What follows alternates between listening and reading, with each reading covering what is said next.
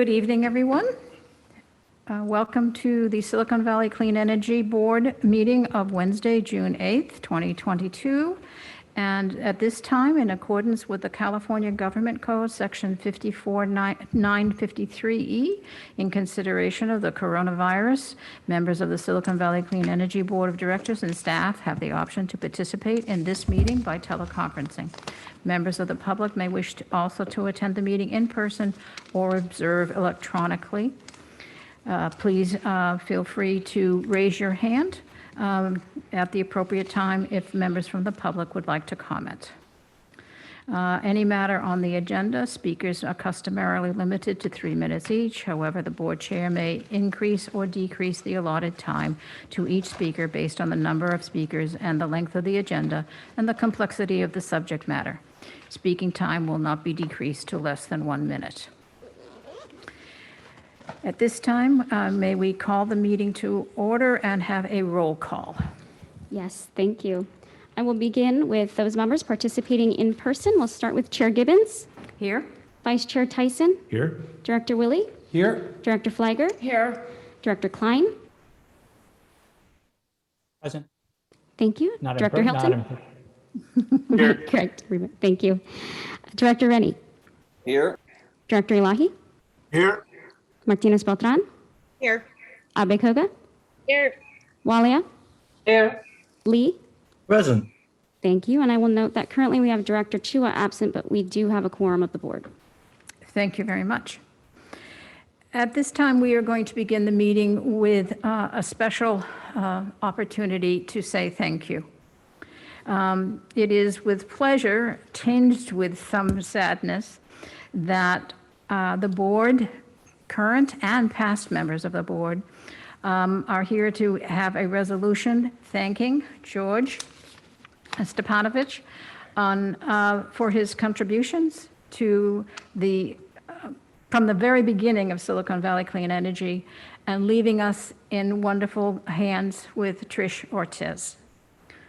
So the resolution number 2022-17, the Board of Directors of Silicon Valley Clean Energy Authority hereby resolves as follows. Whereas the Silicon Valley Clean Energy Authority, SVCEA, was formed on March 31, 2016, with the 11 cities and towns and the County of Santa Clara deciding to become an initial member. And whereas George Stepanovich, I'm sorry, Greg. God. Sorry, apologies. Greg, played an important role in the first general counsel of the authority. And whereas Greg Stepanovich, I think is how you say it, I'm sorry, assists Silicon Valley Clean Energy Authority staff in the startup of the operation of SVCEA, which includes preparing required filings with the Secretary of State and the State Controller, and whereas Greg prepared the first governing documents of the authority, and whereas Greg participated in approximately 80 SVCEA Board of Directors meetings, and whereas Greg provided assistance on legal, administrative, and operational matters for SVCEA, in which reduced community emissions by 35% from the 2015 baseline and saved customers an aggregate $77 million on on-bill savings. And whereas Greg supported the legal and operational matters for the community funds that annually grant $100,000 to local organizations, $75,000 to nonprofits, and $70,000 in educational scholarships. Now, therefore, the Board of Directors of SVCEA hereby commend General Counsel Greg Stepanovich and expresses its sincere appreciation for his dedicated service to Silicon Valley Clean Energy. Adopted today, the 8th of June, 2022. So, Greg, you are there on the screen. Yes. Hello, everybody. So good to see everybody.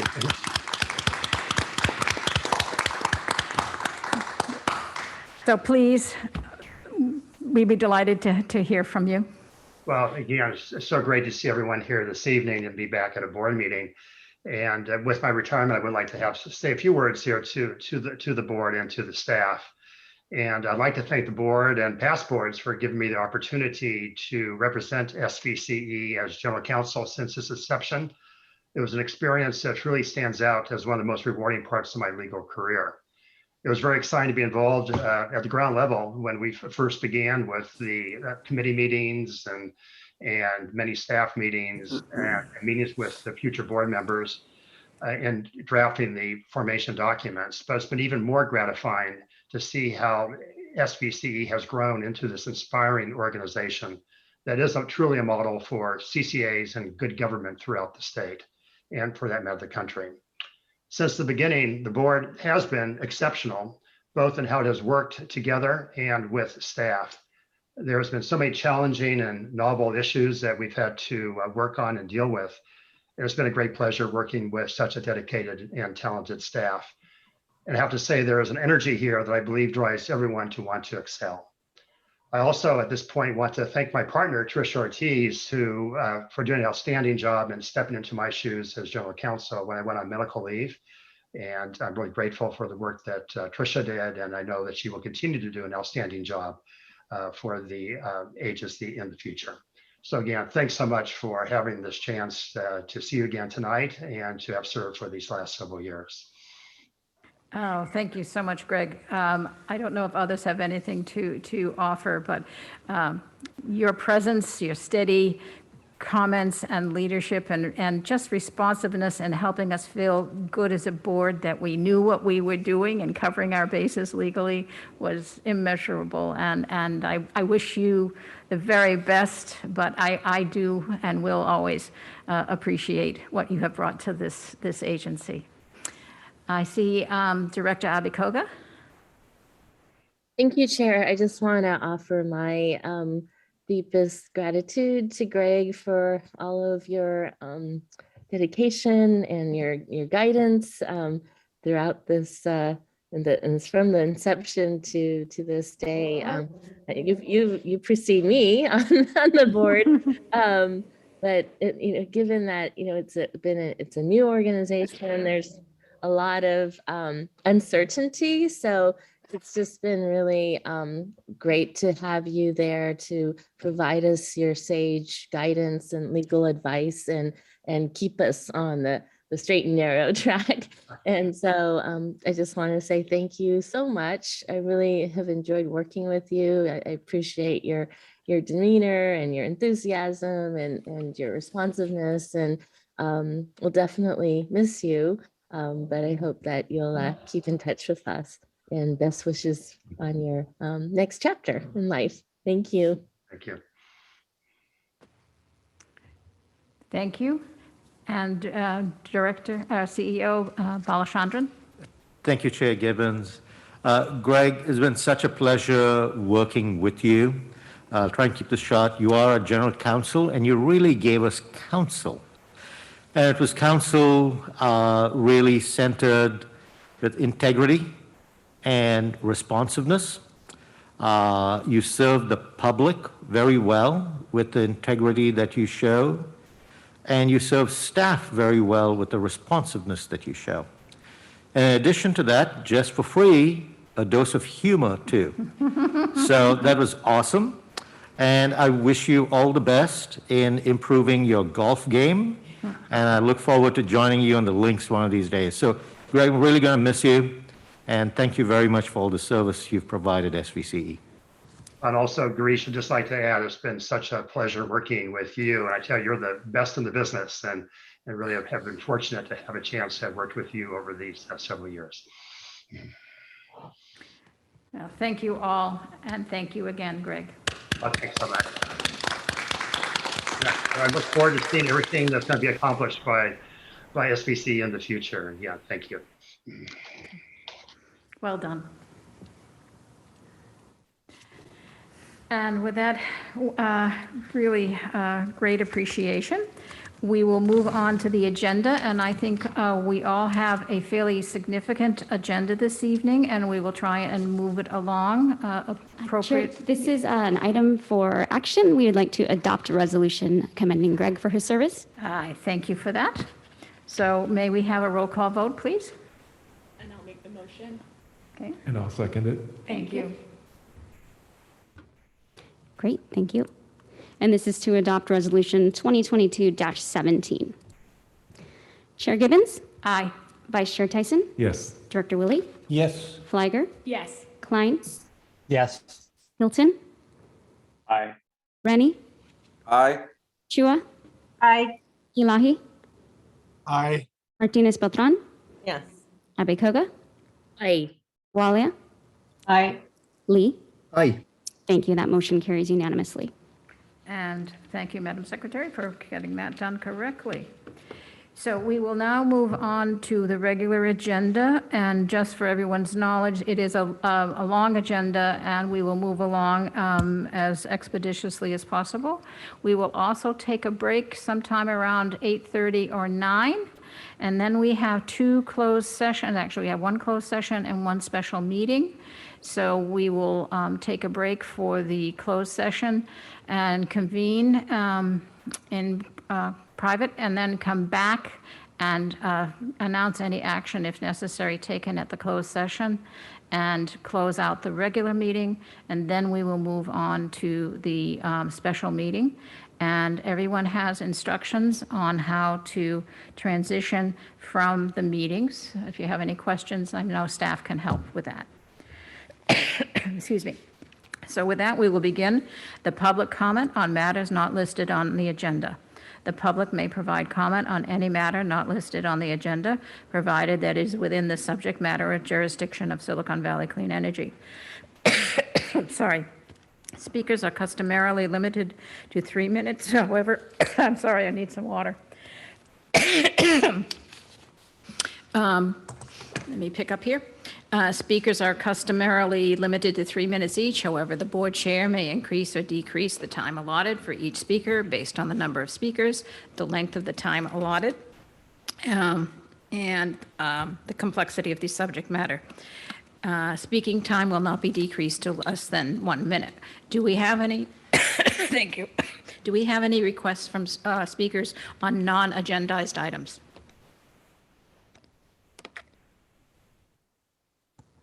I see none. Madam Clerk? No, Chair, none received. Okay, thank you. We will now move to the consent calendar. We have items 1A through 1M. If we have a motion, we will then take public comment and then come back to the board. May we have a motion to approve the consent calendar? I move that we adopt and approve the consent calendar. Thank you. Second by Klein.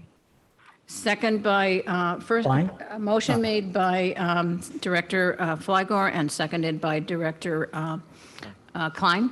And do we have any public comment on the consent items? Seeing none, we will close the public comment period, and if there's any discussion by the board, if not, we will have, I see no hands raised, we will have a roll call vote, please. Thank you. Chair Gibbons, Aye. Vice Chair Tyson, Yes. Willie, Yes. Flagger, Yes. Klein, Yes. Hilton, Aye. Rennie, Aye. Chua, Aye. Elahi, Aye. Martinez Beltran, Yes. Abekoga, Aye. Walia, Aye. Lee. Aye. Thank you. That motion carries unanimously. Thank you all. We will now go to the regular calendar. Item 2 is the CEO report, which is a discussion item from CEO Belchandran. Thank you, Chair Gibbons. One of the great parts of my job is to introduce new employees. And we'll start off, we have 3 new employees we'd like to introduce to you. First is Raul Hernandez, a Senior Marketing Specialist who will be working in Pam's group. Raul, would you please introduce yourself? Good evening, everyone. My name is Raul. I'm the new Senior Marketing Specialist here at Silicon Valley Clean Energy. And my role moving forward will be to create, implement, and track our marketing strategies. A little bit about myself. Prior to joining SVCE, I was a Senior Public Information Representative with the City of San Jose's Environmental Services Department, where I led marketing and outreach strategies for the Recycle Right program, And prior to that, I was also with the community energy department, known as San Jose Clean Energy, in a marketing role as well during the launch phase. So yeah, during my brief time working with San Jose Clean Energy, obviously I fell in love with the energy sector. There's so much excitement and passion around this industry, and this is something that I truly love and enjoy. And obviously helping others is very important to me, and working for Silicon Valley Clean Energy gives me that opportunity. So I was born and raised here in San Jose, California. I received my undergrad from Santa Clara University, and I'll be receiving my master's from SJSU this fall. So, you know, I'm a proud parent of 2 boys, 4 and 2-year-olds. So working in this industry is something that I'm truly passionate about, especially for their future. So it's a pleasure to meet everyone, and I look forward to using my skills to help advance the goals and mission of SVCE. So pleasure. Thank you. Welcome. Thank you. Next up is Owen Milligan, who has graduated from being an intern for us while he was completing his senior year in business in Southern California. He has joined Monica's group as an associate power analyst. Owen, would you please introduce yourself? Of course. Thank you, Girish. Good evening. Excited to be here, joining now full-time, as Girish said. So I have served as over a year as a Power Resources intern. In that time, I was assisting with modeling, and I will continue to do that, as well as support Power Resources in front office transactions, of course, the portfolio. I did graduate just over a month ago now from Concordia University, Irvine. I completed a bachelor's in business administration with an emphasis in both finance and data analytics and a minor in communication. So quite the background for just a couple of years there at Concordia, but I was excited to finish my undergrad as well as join here full time now. I've been, blessed by SVCE to work as an intern, and even more excited to continue with the organization, learn more about the industry. I was lucky enough just a couple of weeks ago to get up and introduce myself in person during the offsite retreat and meet everybody and the great culture that is SVCE. I'm super excited now to introduce myself to you, the board, and continue to interact with you for a long time now. Thank you. Welcome in your new role. Thanks, Owen.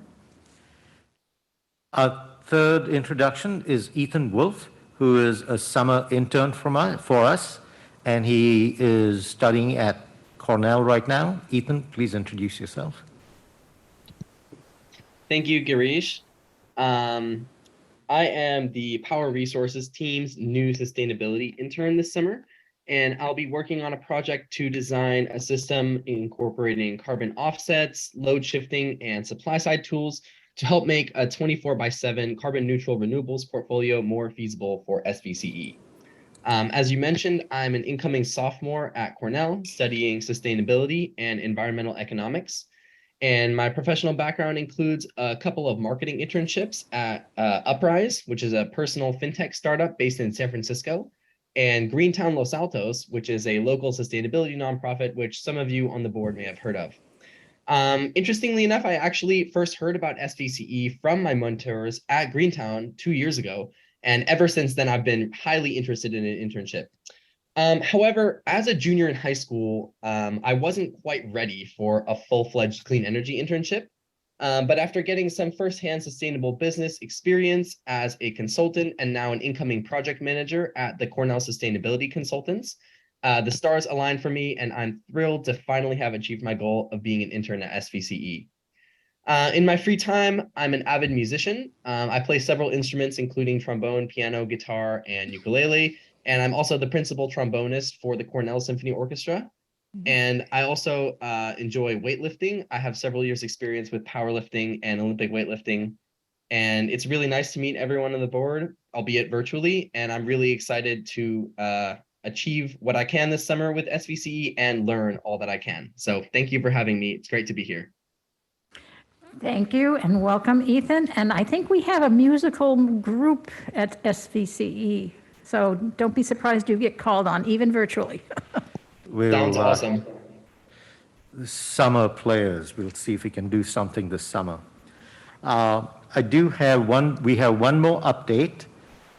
Communications Manager Pamela Leonard is going to talk to you about the 2022 Empower Silicon Valley competition.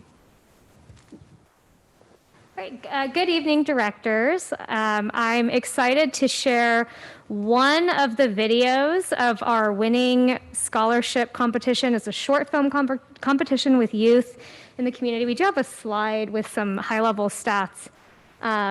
We had incredible engagement this year. More than 40 students participated, either as individuals or in teams. And I want to give a shout out to Matt Lundy, who's actually currently attending his COVID-delayed graduation ceremony in Dublin from a master's in, I think, science communications or something cool like that. So it's like 3 a.m. over there. But he did a wonderful job in leading outreach for this scholarship competition this year. And just want to call out and thank our board judges, so directors Abe Koga, Hilton Klein, and alternate director Wei. And with that, we'll share one of the videos, and just want to call out the link to the website, which has all of the winning videos in case anyone wants to go back and watch them later. So enjoy a little entertainment to kick off the evening.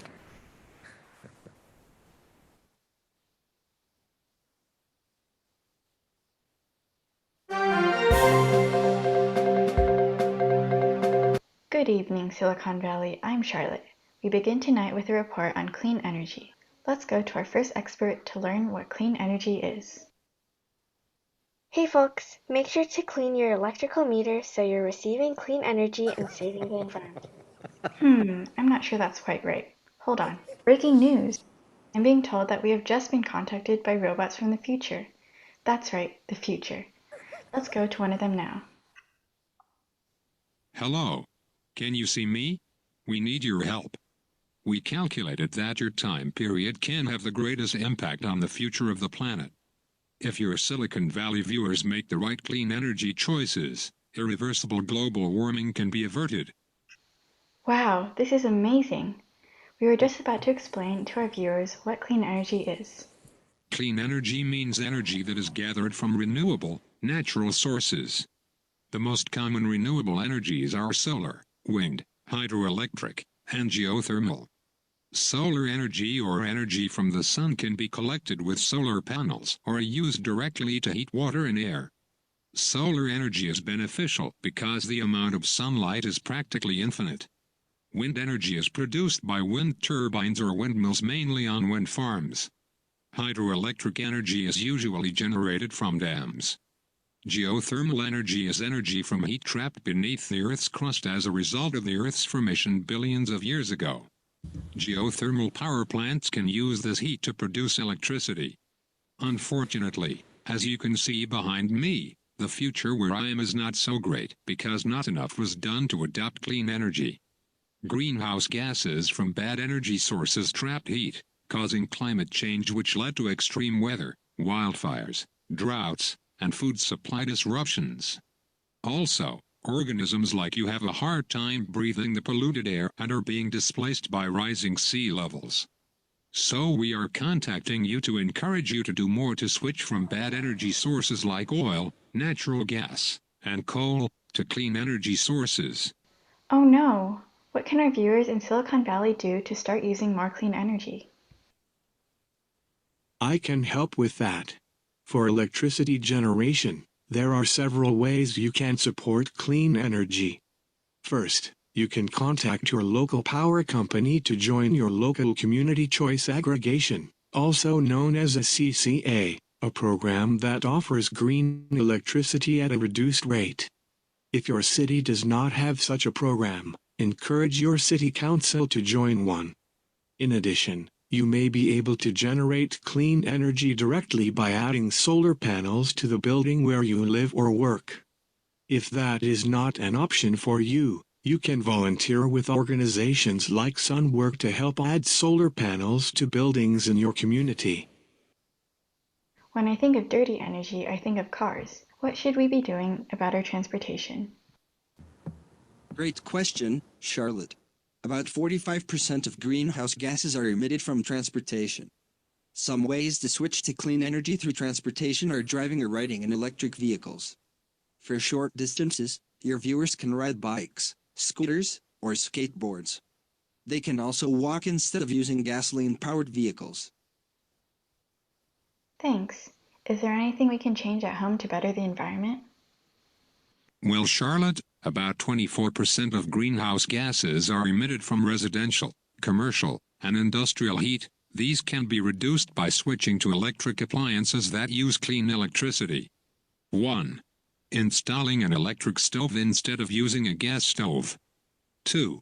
Using an electric heat pump instead of a gas furnace. 3. Moving to a heat pump water heater from a gas water heater. 4. Using an electric fireplace instead of wood-burning fireplaces. Thank you all for listening. For the sake of this planet, I hope this educates you on and inspires you to switch to clean energy. All right, that's it for now, folks. Thanks, robots, for this amazing experience and for educating us. Hope you come back soon and show us a better future after we make some improvements.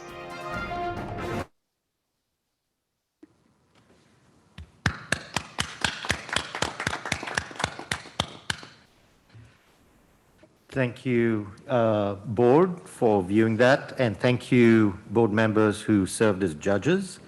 I'll just reference that part of the CEO report in the packet. We have several presentations that has useful information, including the summer readiness presentation and the clean power update, and also our decarb grid innovation program, and all our community and customer outreach. Please do review that at your leisure, and we'll be happy to answer questions outside of the meeting too on those reports. Chair Gibbons, that's the end of my report. Thank you. And again, thank you to all the people that worked so successfully with the students on those videos and programs. They were phenomenal, and they are on our webpage, and I think you can look at many of them and share with them in your constituencies and with friends. They are just spectacular. Very, very well done, and great scholarships awarded to the winners. Thank you. Item number 3, amendment to the board delegated authority to participate in the PG&E Voluntary Allocation Market Offer, the VAMO, to allow for the resale of excess allocation to one or more other CCAs. This is an action item, and the staff presentation will be Charles Grinstead, Senior Manager of Power Resources. Charles. Thank you, Chair Gibbons. The slide. All right, so yes, as Chair Gibbons mentioned, we're looking to amend our delegated authority to allow for resales to one or more CCAs. So just as a reminder, the voluntary allocation market offer is a mechanism which allows renewable energy credits from the PG&E portfolio to transfer to migrated customers such as CCAs like the SVCE. And so on May 11th, 2022, the SVCE board unanimously approved delegating authority to Garish to participate in Vamo for up to SVCE's full allocation, representing about 25% of SVCE's annual retail sales. Since the board meeting, the CPUC and PG&E have extended the election deadline to July 9, 2022, to allow participants more time to participate and incorporate Vamo allocations in their RPS plans. They deemed this to be an important factor in developing the RPS plan. And they also issued a classification on PCC zeros. And so PCC zeros are grandfathered recs. These are contracts that had been executed prior to 2009. And so because we are a migrated customer, PCC zeros should retain that classification, and we should be allowed to count an unlimited amount of PCC zeros in our portfolio. And so since that board meeting, we've also received some interest from third parties in purchasing a portion of our Vamo share. Other CCAs have reached out who are maybe experiencing similar issues regarding contract start dates on their resources. And so this is a viable product in securing long-term RECs. And so we are requesting the ability to transact excess shares of our Vamo such that the transactions mirror the product mix and term of the underlying Vamo contract. And since So we'll only engage in pricing structures tied to the market price benchmark, and we must have an executed third-party contract prior to accepting additional shares of Vamo beyond SVC's internal needs. And this would protect us against a counterparty that may look for a shorter term. We would want to mirror the contract of the underlying resources so that we're not taking on excess RECs over time. Next slide, please. And so our recommendation is to amend the previous authorization for SVC's chief executive officer to participate in the PG&E voluntary allocation for SVC's portion of his low rata share and execute any necessary agreements, including the voluntary allocation confirmation under PG&E and SVC's master agreement, and then resell quantities not necessary to meet SVC's internal needs. And then so Girish will only exercise the delegated authority should he deem it necessary to meet long-term procurement directives or for any resales of the allocation. And of course, we'll always report back to the board in a timely fashion. And that is the last slide, and just like to open it up to discussion. Thank you, Charles. As you know, we had a good discussion about the VAMO program at our last meeting, and this is an opportunity to expand the effectiveness of that program amongst other CCAs. And does the board have any questions of staff?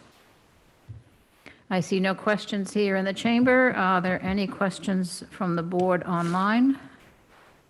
I see no hands raised. With that, we will go to the public. Are there any comments from the public on this item? I see no hands raised for the public online or in the chamber. We will return it to a discussion from the board and/or a motion. I see no discussion. Is anyone wishing to make a motion? Make the motion to approve. Abe Koga. Thank you. We have a motion by Director Abikoga. Do we have a second? Second. Thank you. We have a second by Director Lee. May we have a roll call vote, please? Thank you, Chair.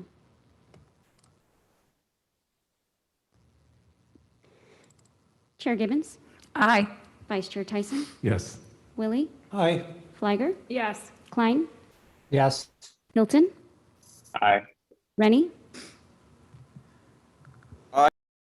Thank you. Chua? Aye. Ilahi? Aye. Martinez Beltran? Yes. Abe Koga? Aye. Walia? Aye. Lee? Aye. Thank you. That motion carries unanimously. Thank you all for that, and thank you, Charles, for that presentation. We will now move on to item number 4, which is authorize the Chief Executive Officer to execute necessary agreements with California Community Power and participating community choice aggregators for the renewable resources from the Ormap, Nevada, Inc. and the Open Mountain Energy, LLC. This is also an action item by the board. And Monica Padilla will be our COO and Director of Power Resources will make a presentation. Monica? Good evening, directors. Good evening, Chair Gibbons. So tonight I come to you with the request to approve a second set of contracts through CC Power to meet our midterm reliability procurement order. So these contracts are both for geothermal, excuse me. And I will go through the slides pretty quick. So just a reminder, in June, the CPUC adopted a proposed decision requiring that all, excuse me. I think it was our dinner lemonade. I don't know what it was. Excuse me. So requiring that all load serving entities essentially procure resources to meet deficiencies that it sees happening in the future with the ability to meet power supply needs. So the procurement order is called the Midterm Reliability Procurement Order. And for the most part, it's generic resources that we have to purchase, but they do have carve-outs in the latter years that include long duration storage and firm clean resources. So a few months ago, we brought to the board approval for the, the long duration storage resources. And tonight we bring to you approval of the firm clean resources. So we've issued two RFOs, a request for offers, to meet these requirements. The first one was an RFO that was issued on behalf of CC Power to meet, again, the long duration storage purchase order. The second RFO was the one that was done through CC Power again to meet that third requirement, which we call firm clean resources. So that RFO was issued back in October of 2021 through CC Power. San Jose Clean Energy administered the RFO, and Sonoma Clean Energy and a bunch of CCAs got together to do essentially the administration and the evaluation of that RFO. The proposals were due in December. We essentially received 6 basic offers from different bidders for 16 different projects. While firm clean resources could be met by not just geothermal, they could also be met by biomass type resources. All of the proposals that we received were for geothermal. The projects for the most part are located in Nevada. There were a couple of projects located in California, including one in what we call the California Independent System Operating Balancing Authority, but for the most part, most of the projects were located outside of the Cal ISO. The RFO, or the way that CC Power works, is that you have to put in place what's called the Project Oversight Committee. And the Project Oversight Committee is made up of staff from each of the different CCAs that are participating in the RFP. For SVCE, that was me. And so that Project Oversight Committee is responsible for the evaluation and the ultimate recommendation of shortlisting projects to the general manager of CC Power. So through that process, the Project Oversight Committee essentially recommended 2 different projects. The first one being, again, the Ormap, Nevada geothermal portfolio of contracts. And then the second one being from Open Mountain Energy, a geothermal project called Fish Lake Geothermal. Additionally, in form of background, on May 31st, 2022, as required by CC Power, the board did 3 things. First, it waived a resolution that provided for a 60-day notice. This is part of the JPA of CC Power. But because we had to move these contracts quickly, the board actually waived that 60-day notice. It also, through resolutions, approved CC Power's authority to enter into those 2 contracts for geothermal. And for the record, our CEO, Girish Balachandran, serves on the CC Power Board of Directors, so that was his decision on behalf of FCE.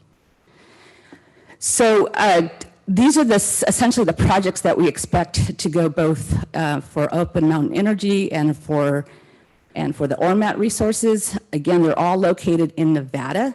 And so because they're located in Nevada, there's a little bit of a risk that these projects may not count towards our midterm reliability obligations unless we're able to acquire what's called import capability. And so we're all in the process, all the CCAs that are participating and the developers themselves are in the process of figuring out how to get those import allocation rights so that these contracts can count towards the MTR requirements and can also count towards our resource adequacy needs. So to talk a little bit about the first project that we're seeking approval on tonight, this is the Ormap portfolio of geothermal projects. As some of you may know, we have a power purchase agreement in place already with Ormap for a project called Casa Diablo. That project is actually coming online any minute, maybe in the next couple of weeks. Excited about that. So this is a very similar technology that will be used in the portfolio of resources. It's binary geothermal. It's all new geothermal, so that's required in the midterm reliability procurement order, that anything that we procure has to be incremental, that is, it's not already built. The project portfolio will have a minimum capacity requirement of 64 megawatts and can go up to 125 megawatts. The product that's being offered includes energy, PCC1 RPS resources, and full capacity rights for resource adequacy. The expected COD for these resources varies. Projects will be elected into the portfolio as early as 2024, and the project is offered to the CC Power participants at a fixed price in the form of $1 per megawatt hours, and it's for a term of 20 years. Just to quickly go over how that portfolio approach will work, Ormap will bring to SVCE and to the participants in CC Power, as they develop these projects, they'll come to us and say, okay, we have this project, we've done the development, we've done the exploration of it, it's ready to be added to the portfolio. And then each of the participating members will decide whether or not they want to add that facility to the portfolio. And so the reason that we would maybe reject a resource or a facility to the portfolio is because we were not able to get the import capability, and therefore it doesn't count towards our obligations, or it doesn't meet resource adequacy requirements, or we determine that the volume's not needed. And so that could happen if, say, one of the participants in this joint venture or joint procurement drops out, or say somebody finds another geothermal resource that they that meets their need for some that they didn't think they had before. If the facility is rejected, then Ormap has the ability to reduce the minimum 65 megawatt requirement amount. Open Mountain Energy Fish Lake project is a bit simpler. It's one project, 13 megawatts. SVCE shared being about 1.82 megawatts. It also is incremental, meaning it's new capacity, as is required. It also will provide energy, RPS, PCC1 resources, and full capacity rights. It's located in Esmeralda County, Nevada.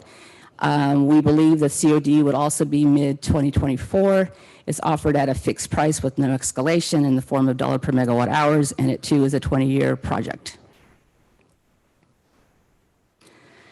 So participating in this joint procurement effort are Clean Power SF, Peninsula Clean Energy, San Jose Clean Energy, Silicon Valley, obviously Central Coast Community Energy, Redwood Coast Energy Authority, Sonoma Clean Power, and Valley Clean Energy.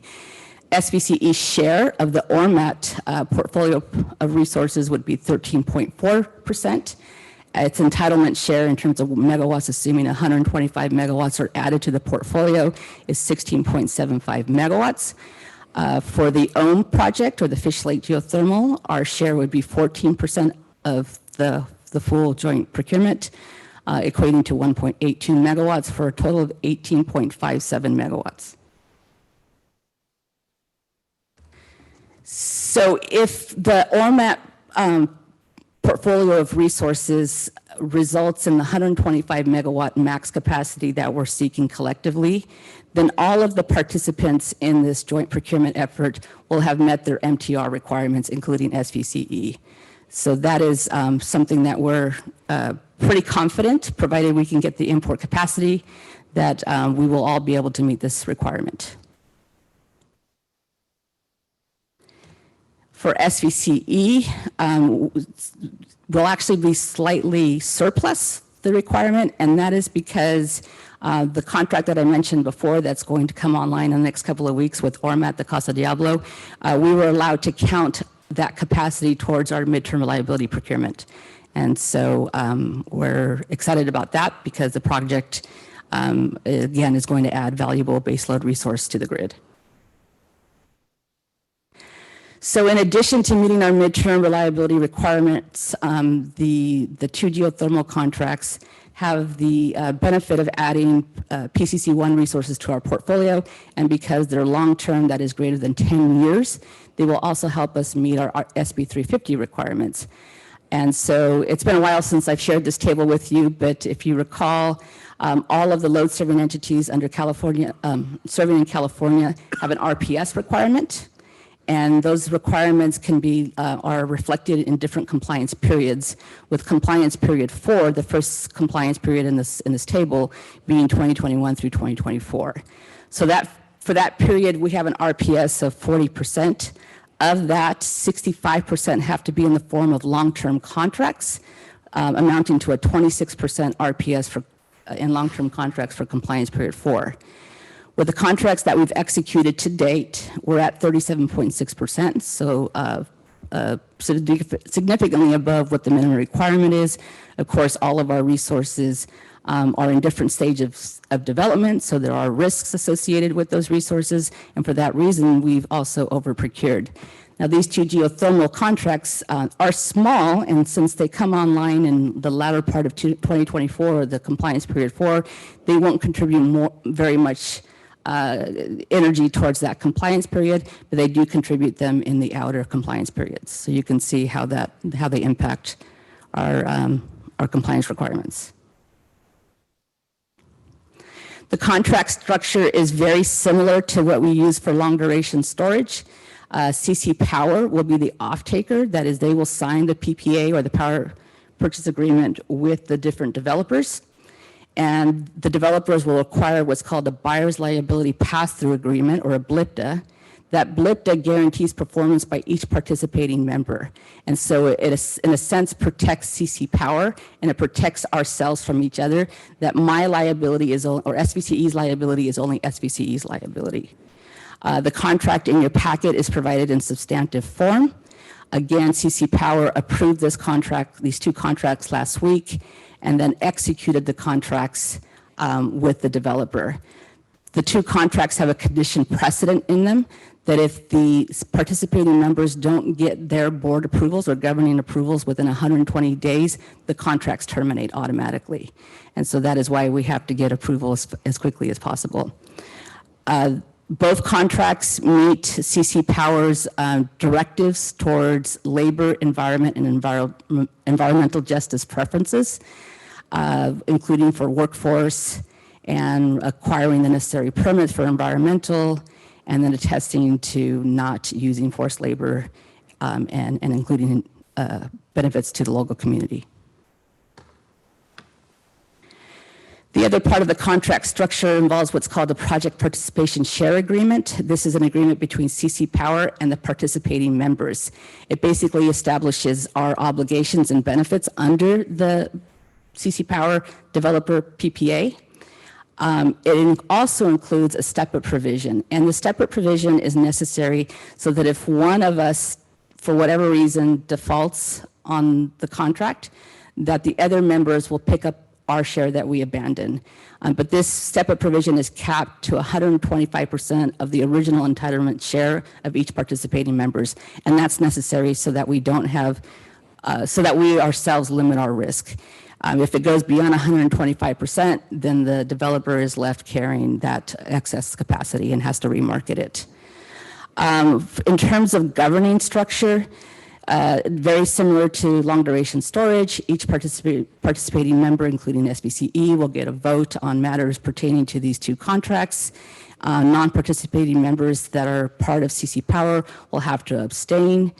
And then this contract structure also creates this project oversight committee, which will be used to make a lot of the operational and contract management decisions.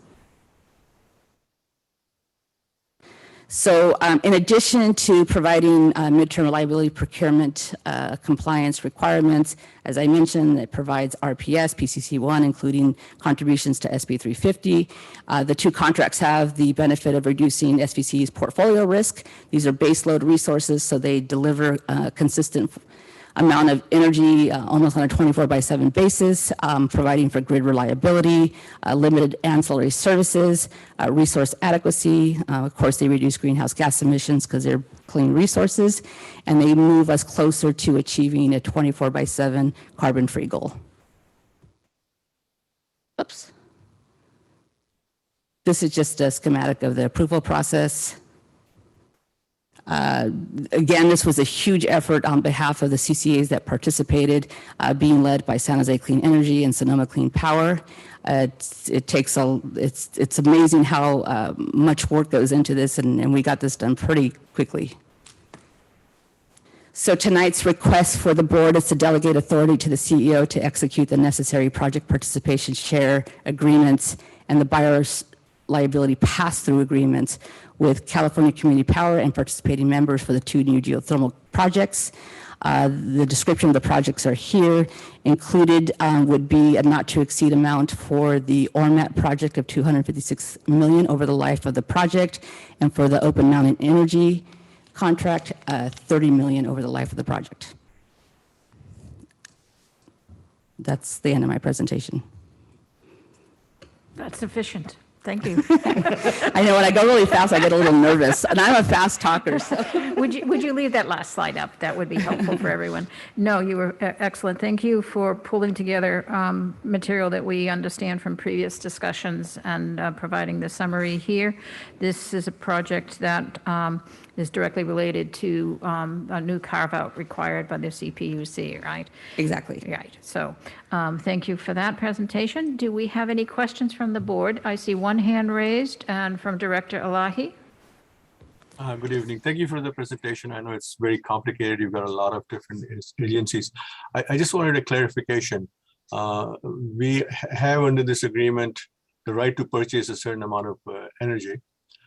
I was trying to figure out if we decide not to purchase any, are we liable for that amount? Because I know some of it gets shared by other people, or can we just walk away if we decide not to purchase any for whatever reason?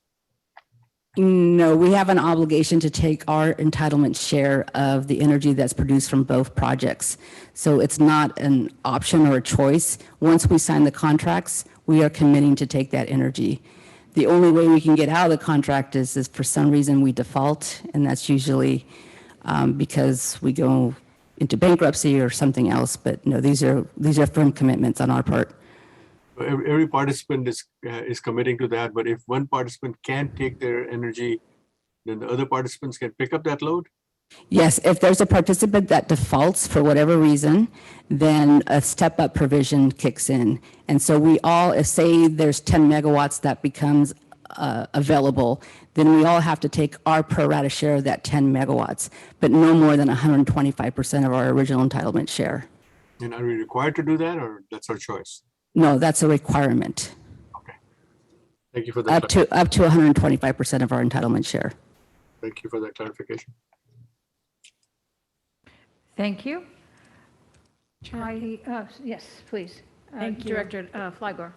Thank you, Chair, and thanks, Monica, for that presentation and all the work you did in pulling this together in such a short time. Director Elahi actually asked one of my questions because I wanted to better understand that step-up provision. So if a participating CCA were to default, the continuing participating CCAs would have to take a portion of the share up to 125%.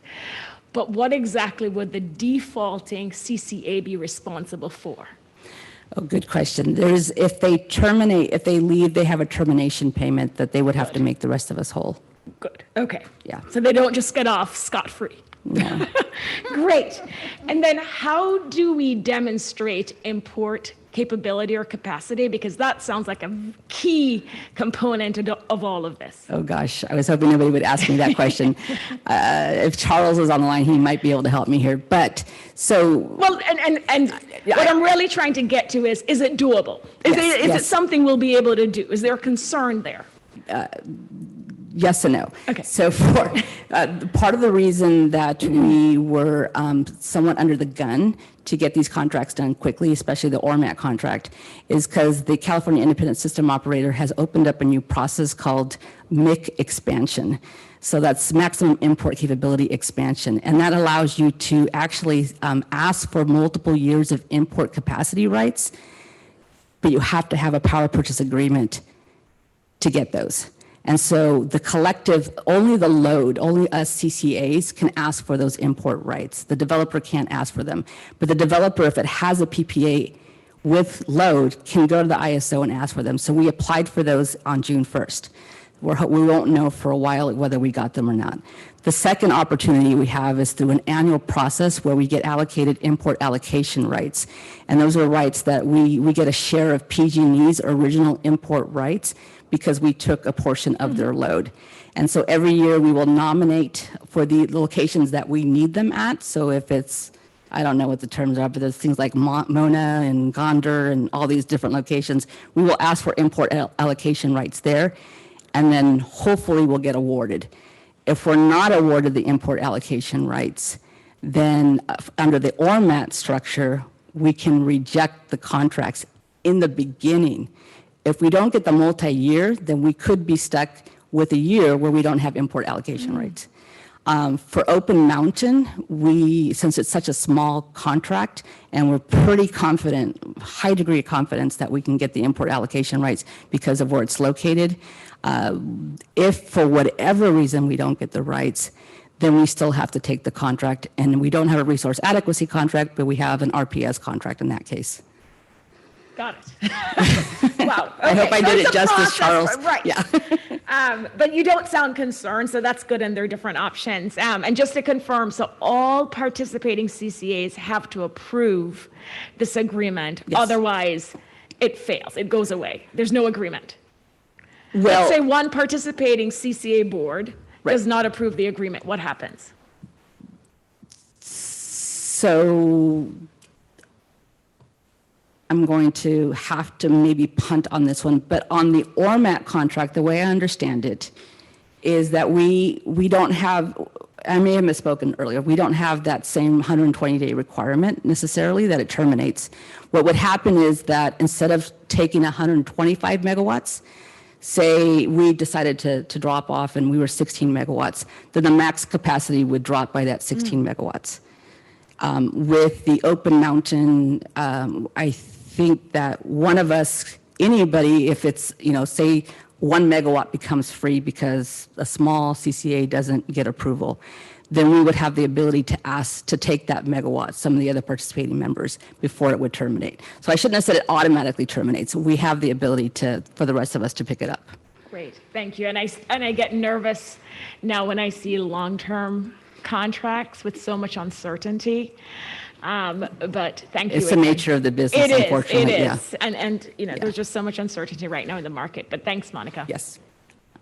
And I also think it helps when staff is prepared to answer the questions that you have looked at these issues and there are processes in place to address them. Yeah. So I thank you for that as well. And yes, Director Willie. Yeah, thank you for a wonderful and very detailed presentation. I think the answer to my question is going to be, yeah, absolutely, but I think it's good to ask anyway. The question being, if our contractual amount is $256 million, are we really confident that Ormap has the backing, has the wherewithal?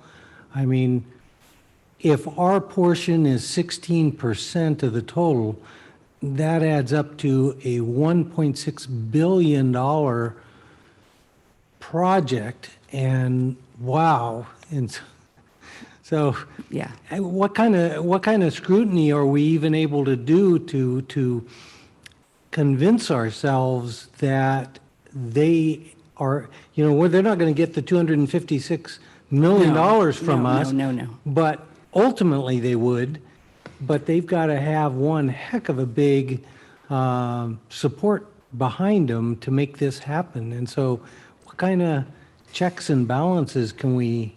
Yeah, that's a really good question. Now you made me nervous.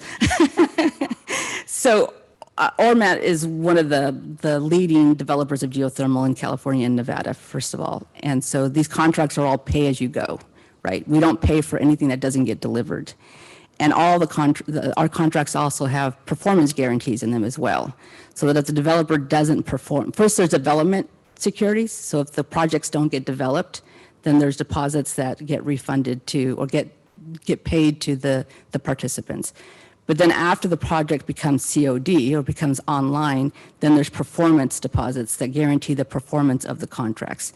And so, yes, 20 years is a long time, and a lot of things can happen. A lot of things do happen, and a lot of times things change ownership or things, and that's just the nature of the business.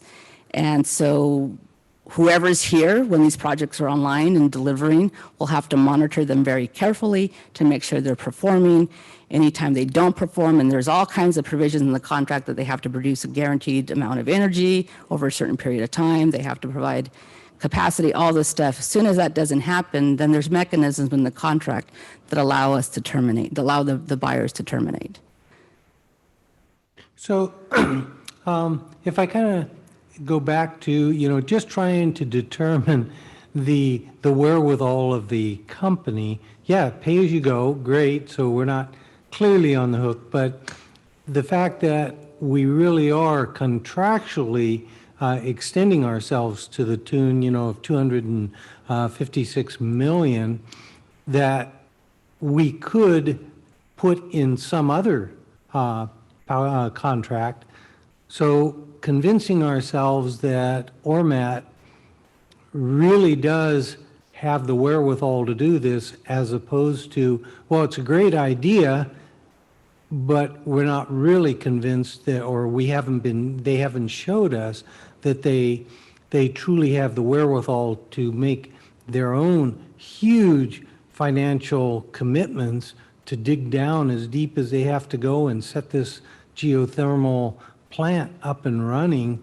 But yet we would still, I would tend to think we're not able to shift that if we thought that later on, gee whiz, maybe they're not moving as fast as they should have been or something, and we say, well, we'd like to go put that 256 million in a more sure project. And so I'm just kind of saying, being fully convinced that that they really are up to this big task. Right. So again, we have a procurement order, and that procurement order requires that we get these new resources contracted for and online no later than 2026, so June of 2026. Because these projects take years to develop, as we all know, we have to sign a contract now or within the next few months.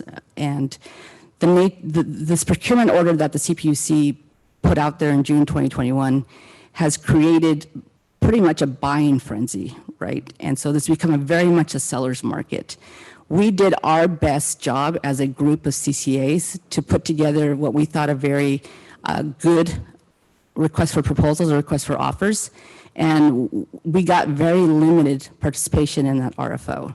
And at the same time, we know that the IOUs are also out there buying these resources because they too are mandated to buy these resources. In my opinion, we did the best job with what was available to us. We picked the best projects that we could pick, and that included looking at the economics, looking at the developer themselves and their experience in developing these projects in California and in the Cal ISO.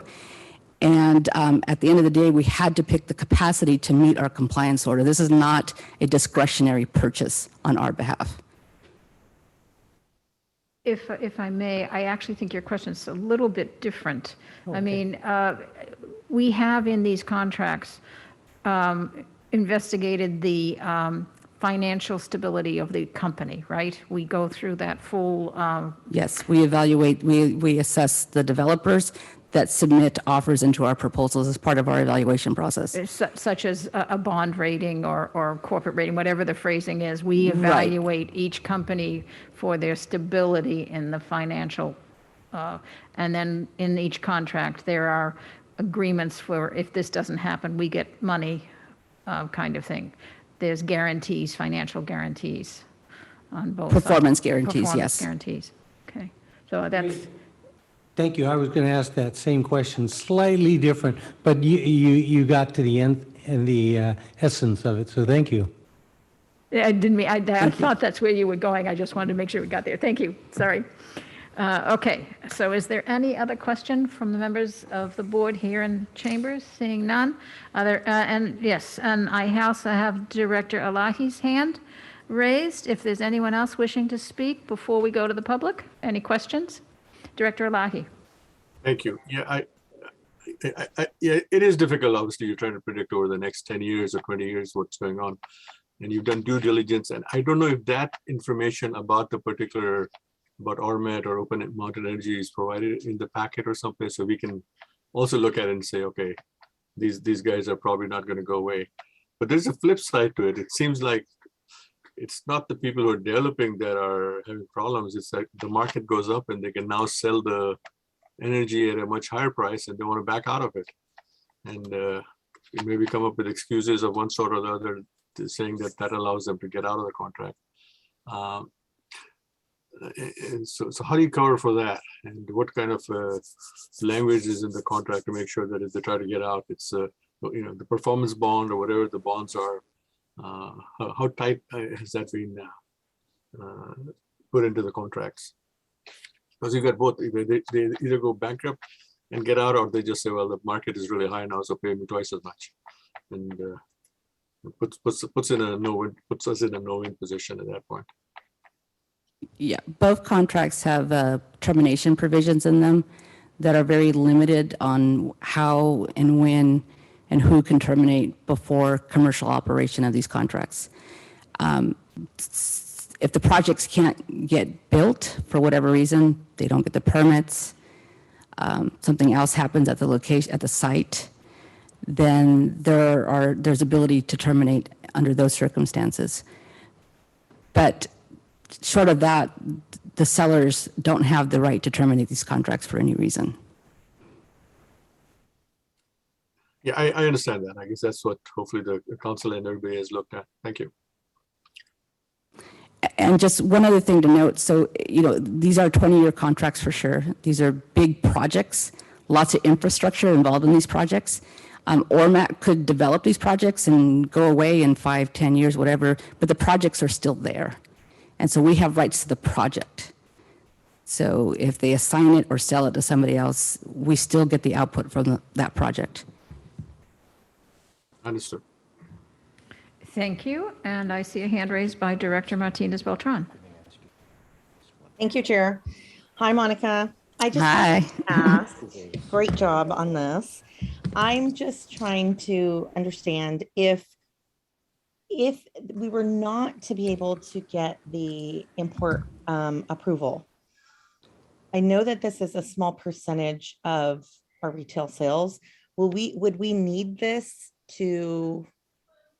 for our own energy resources? I mean, will we need to then shop and find something else? Yeah, again, for the Open Mountain Energy one, if we're not able to get the import allocation rights, then it becomes an RPS resource only, and we can't use it for midterm reliability procurement, and we cannot use it for resource adequacy. With the Ormap Geothermal, if we can't get the import allocation rights or the multiple year import capability, then we would most likely reject the facilities and until we get to the minimum quantity, and then we would have an RPS resource. Realistically, if we find ourselves in that position that none of us CCAs can get the import capability, then we have a much bigger problem at the state of California. And we would have discussions with the California Public Utility Commission and the California Independent System Operator that, look, you've made this procurement order that cannot be filled in the state of California because there's just not enough new geothermal capacity that can be built in the CalISO. The only other geothermal that you can really build in California is located down in the Imperial Irrigation District. And that too is outside of the California Independent System Operator. So you also need import rights in order to make that count for reliability. So if none of us, between the 8 of us, can't get the rights, then we have a much bigger problem in meeting this procurement order for geothermal. And we would go to the CPUC and we would tell them that. Okay. All right. Thank you. Thank you. Appreciate those questions. And with that, we will move to public comment. Is there anyone in the public wishing to speak? We'll look at the audience here in the chambers. There are no hands raised. Do we have any hands raised online? No, Chair, no hands. Thank you. With that, we will bring the discussion back to the board and ask for discussion and or motion. Yes, Director Willie. Yeah. I actually came up with one more question, and I probably could have asked it in one of our many previous meetings. So I think you said that this contract will be paying $1 per megawatt hour, and it's a 20-year. How do they settle on a price, or does it have incremental increases over the 20 years? Yeah, so I did not disclose the price of either of the PPAs. We do not disclose that in public, but they're offered to us at a fixed price. Mm-hmm. Typically, the price is determined based on the cost to produce that energy. So to extract the geothermal, produce it, maintenance, burial, O&M. But I'm assuming that given the market conditions and the procurement order that exists and our own experience in contracting for these resources not too long ago, that there's a bit of market pricing that's going on based on what the developers think these things are worth in the market right now, given the procurement order. So 10 years out. There's no escalator on the contracts. It's a Yeah. fixed flat price. Yeah. Wow, that's great. I mean, I think that's great for us, so thank you. You're welcome. No, and Chair, I'm ready to make a motion. Thank you. I think that's appropriate. Thank you, Chair. And Clerk, do you want us to make two separate motions for each agreement or as written in the agenda? As written would be fine. Okay, thank you. So I move that we authorize the Chief Executive Officer to execute necessary agreements with California Community Power on participating community choice aggregators for renewable resources from Ormap, Nevada, Inc., and Open Mountain Energy, LLC. And great job again, Monica. Great presentation. Thank you. Second, Chua. So we have a motion by Director Flygore, seconded by Director Chua. Thank you. May we have a roll call vote, please? Yes, thank you.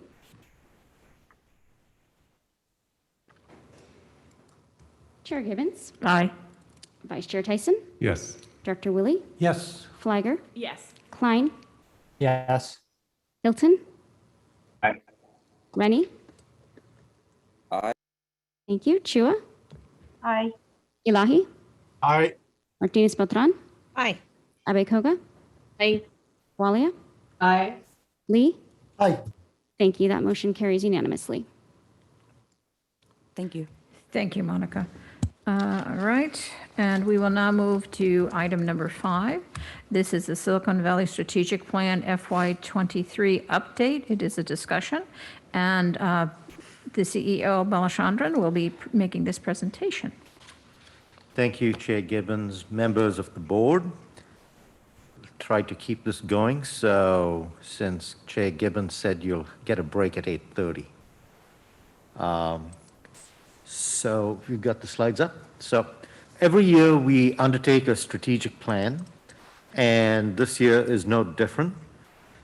Here's an overview of the timeline, and the strategic plan actually has a variety of different outcomes we look for. One is the conversation we have with you as the board on what's coming up, how you want to direct us in terms of priorities.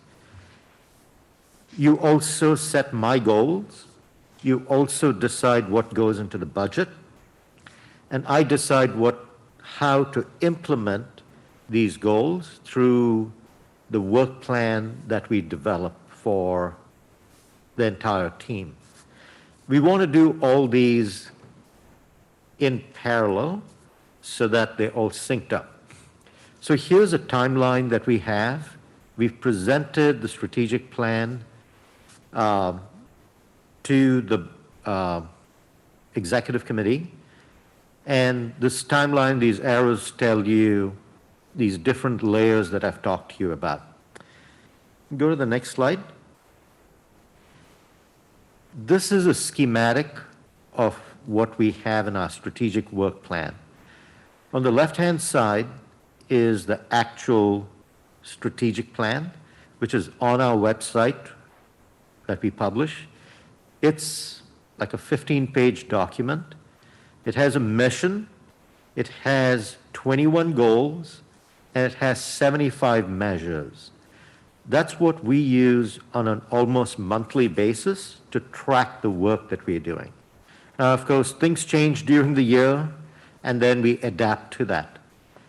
The point I want to make with this schematic is sharing all those measures and all the specifics of the goals with you. It's not a productive use of your time and our time. So as we go through this process, we try and kind of get it up to a higher level of, let's shine a spotlight on some incremental areas that we want to focus on. So if you go to the next slide, again, just a schematic of the kind of detail we have in the actual work plan that we'll be bringing to you only in October. But today we're going to talk about high-level stuff. So if we can go to the next slide. We started with a day all of us spent at Hakone Gardens on April 29th. And prior to the meeting, we had some preparatory materials, and we kind of themed the day as the past 5 years, because it was right around our 5-year anniversary. And what do we think is coming up in the next 5 years? We had a lot of exercises in that day within each department. So for example, Amrit is talking to his department saying, okay, given the mission that we have, what can finance and admin do? Then we had exercises between departments about interdependencies between them, and we cycled through. Lots of flip charts, lots of note-taking. We took that all back, and a smaller team put together in the next week. We put together all these notes, synthesized it, and about 17 of us, so all the managers, supervisors, and directors got together on another all-day retreat, which was virtual, and we synthesized this further. One of the things we asked each department to do and each director to do was, what's that next 5 years kind of going to look like? Is the things that we should be focusing on that we are not focusing on right now in order to meet our mission? Then we got all the directors to take a look at this. They said, if you were making this presentation to the board, how would you prioritize? So that we could get each one of us have a different viewpoint, right? Because each director has their department that they're managing, but they're also connected to a greater whole. So each of these exercises were valuable in their own way. And if you can go to the next, stepping to the highest level, we have a mission and our measure, which has been the same for several years. In talking to staff, my own opinion, talking to the executive committee, we don't think we need to change this. This is aspirational enough to keep it as is for the current year. Next slide. In terms of our future 5 goals, these were the 12 that we just wanted to highlight. Remember that we still have many goals that you have already approved in past years that are in flight. So those are things that we're going to continue to do. I'm going to ask Andrea to move to a slide in the appendix so that we can talk about what we had all decided were priorities or focus areas from last year. So I'll just talk about that so we can have context. Okay, it's actually, Andrea, can you go up one slide from here? Yeah. So these were the 6 strategic focus areas that you decided last year. Additional staffing, operations mode, which was, there are PPAs coming online. So the slide that we're going to go to next, which is, Andrea, I'll show you a little more detail and talk to it as to what we've accomplished. If we can go to the next slide. So additional staffing, we reached the lowest level of our staffing last August when we went down to 22 employees. Over this last year, we have lost about 6 employees and we've added about 14. Today, we are 32 employees with a budget at 39. I expect to propose more employees in the coming year, and staffing and culture is going to still remain, in my opinion, the highest priority for us. Operations mode with PPAs coming online. Several of you were with us when we went to the slate ribbon cutting That was the first solar storage project that came online. There were months and months and months of preparation prior to that on how to integrate that with the CAISO grid, getting our systems in place. We have a few of our staff who were recently hired who took a lead role in this. We had folks like Charles Grinstead, Zach Liskey, and Monica's team, and other people in her team meeting every morning at 7:45 for months on end to get these operations in. So we did get that first PPA online, and some of you were there. The next one is procurement, clean energy mix and integration, which is we continue to buy new clean resources like the resources that you just approved on the 2 geothermal projects in the previous item. So that has to do with mandated procurement. Financial stability and trade-offs. If you remember last year, with the PCIA going up, we actually drew our reserves down. We were in the red in order to keep our discount. So one of the things that we talked about is we need to move out of the red and get in the black and build up our reserves. We also talked about the power prepay, and that was an initiative that Amrit led. We did this in partnership with EBCE. It was a complex financial structuring deal that is saving us close to $2 million a year right now. Energy risk management, we have Karthik Rajan, who is working in Monica's group. He's been promoted to a senior risk manager, and he is a shared resource between Amrit's group and Monica's group, but he is housed in the finance and administration side. Amrit has also been leading a multi-department effort called Business Process Optimization, which gets into the next item, which is internal operations.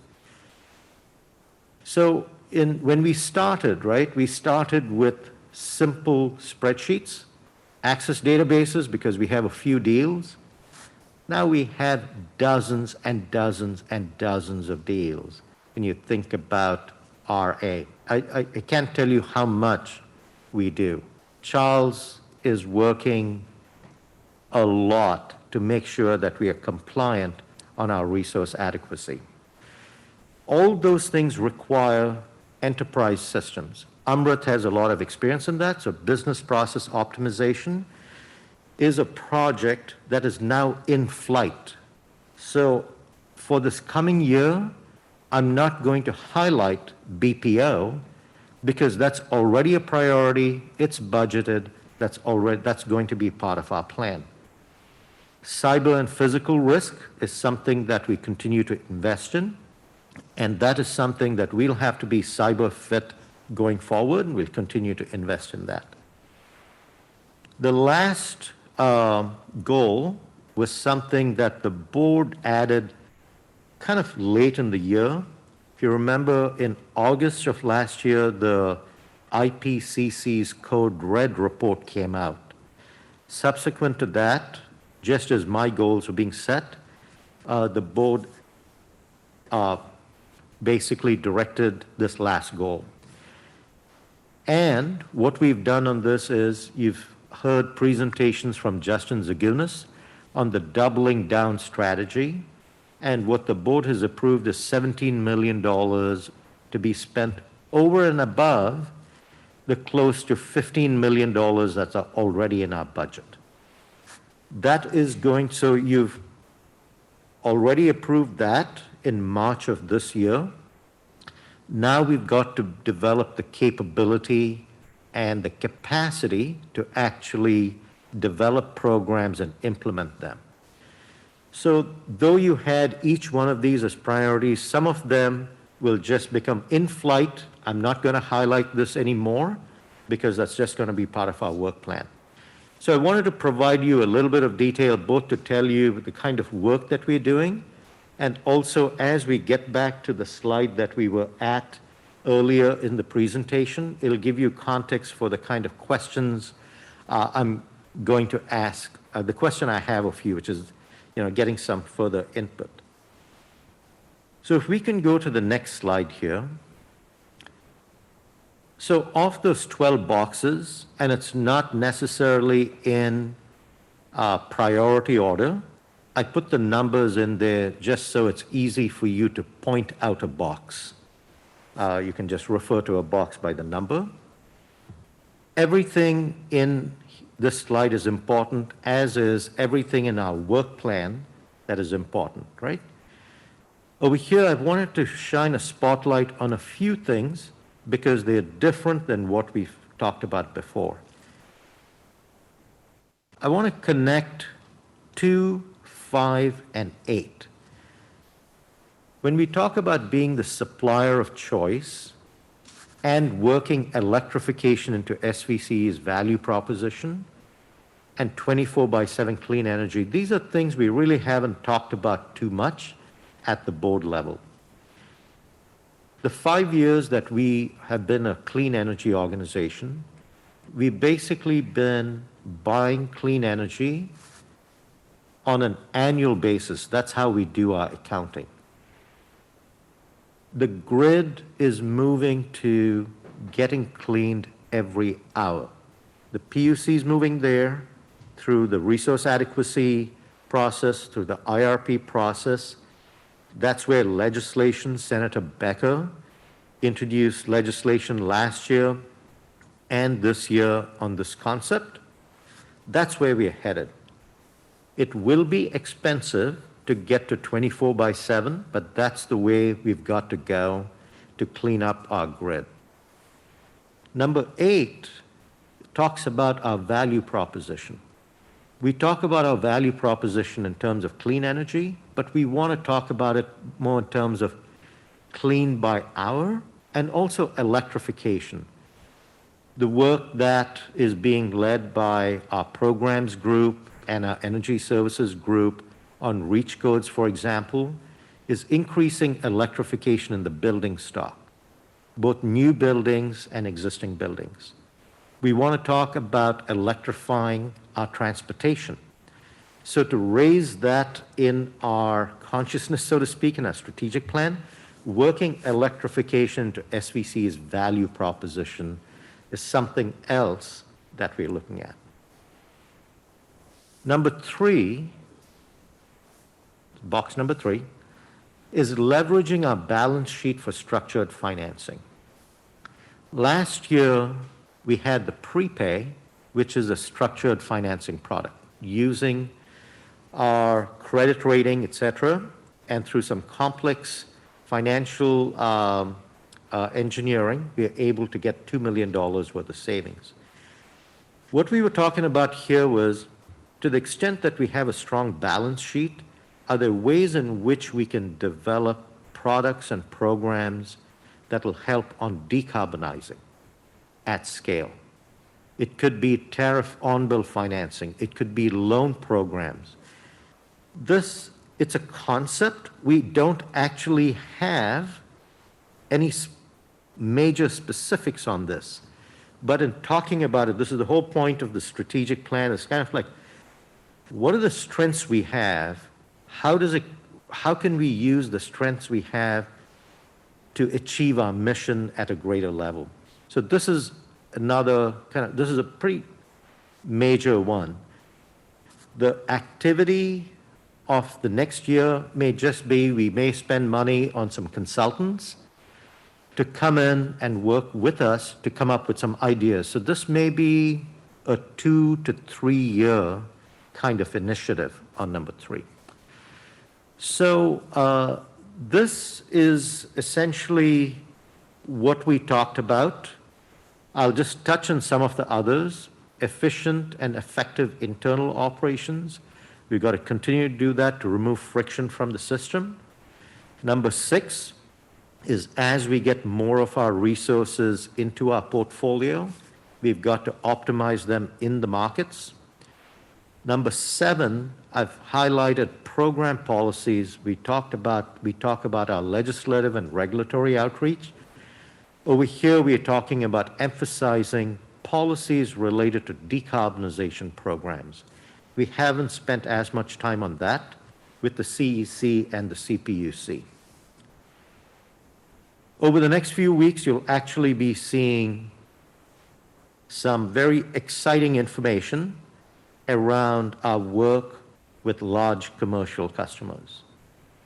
And we want to expand our focus on that sector too, and it's connected. So box 9 and box 2 are also connected. Box number 10 is connected to 8. If we are talking about working electrification into our value proposition, we want to expand our digital communication, and you're going to see a phenomenal presentation from Don and Pamela later this evening on that. Number 11 is our doubling down of programs. That's another priority. Operationalizing equity into all our programs is something that gets connected to whether it's number 6, 7, 10, and 11. So with that, we'll go to the next slide and tell you what the executive committee's input was. The executive committee wanted to keep the mission overall measure unchanged, the 24/7 clean energy delivery, to keep that as, to really put it in context that that's an aspiration for the future. We're not going to change our portfolio buying principles on a dime to get there. And then keeping diversity and equity focus across the enterprise, and use examples like what I just gave you as to how it's going to be put in practice. We also had a member of the public talk about, said, great, loved all your strategic plan, but you know what? It's very board focused and staff focused. Why don't you make this more customer focused? And I love the idea, but part of this is we need to be on the same page, and so there's the same document can have different perspective and lenses, and we'll work to develop a more customer-facing communication, but we first need to work together with the board. Then I'll go to my last slide, which is kind of a repetition of our timeline.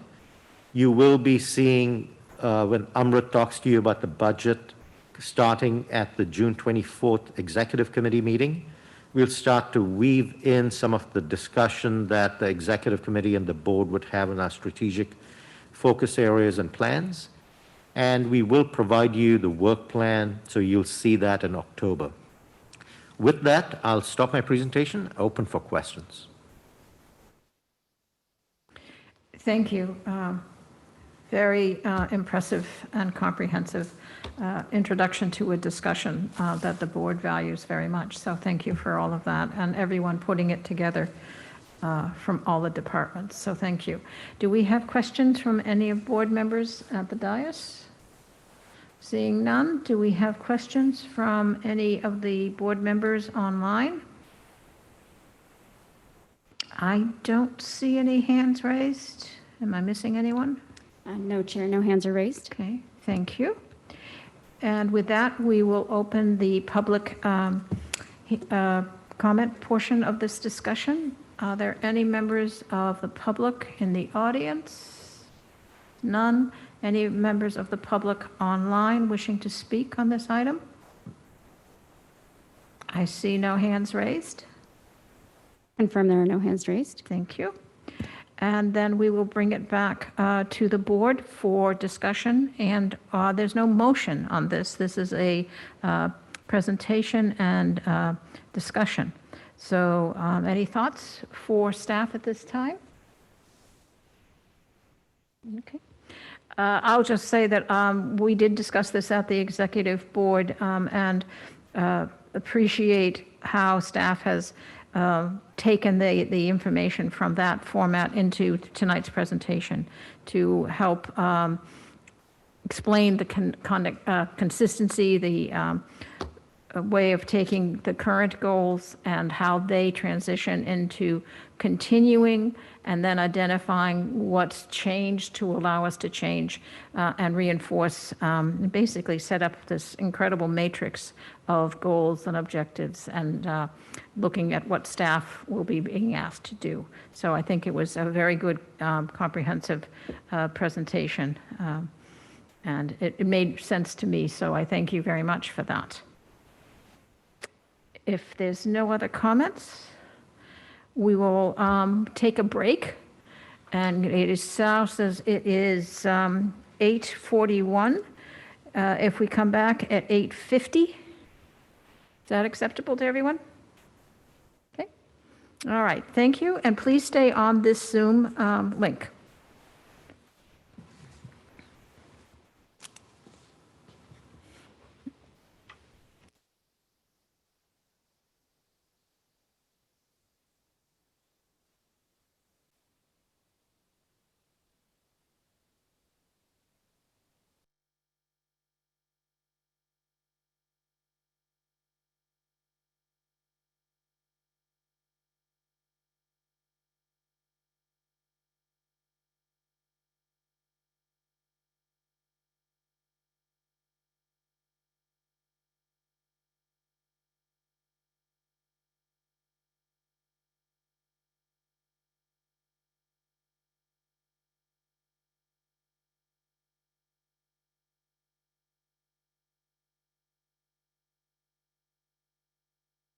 Beam, please.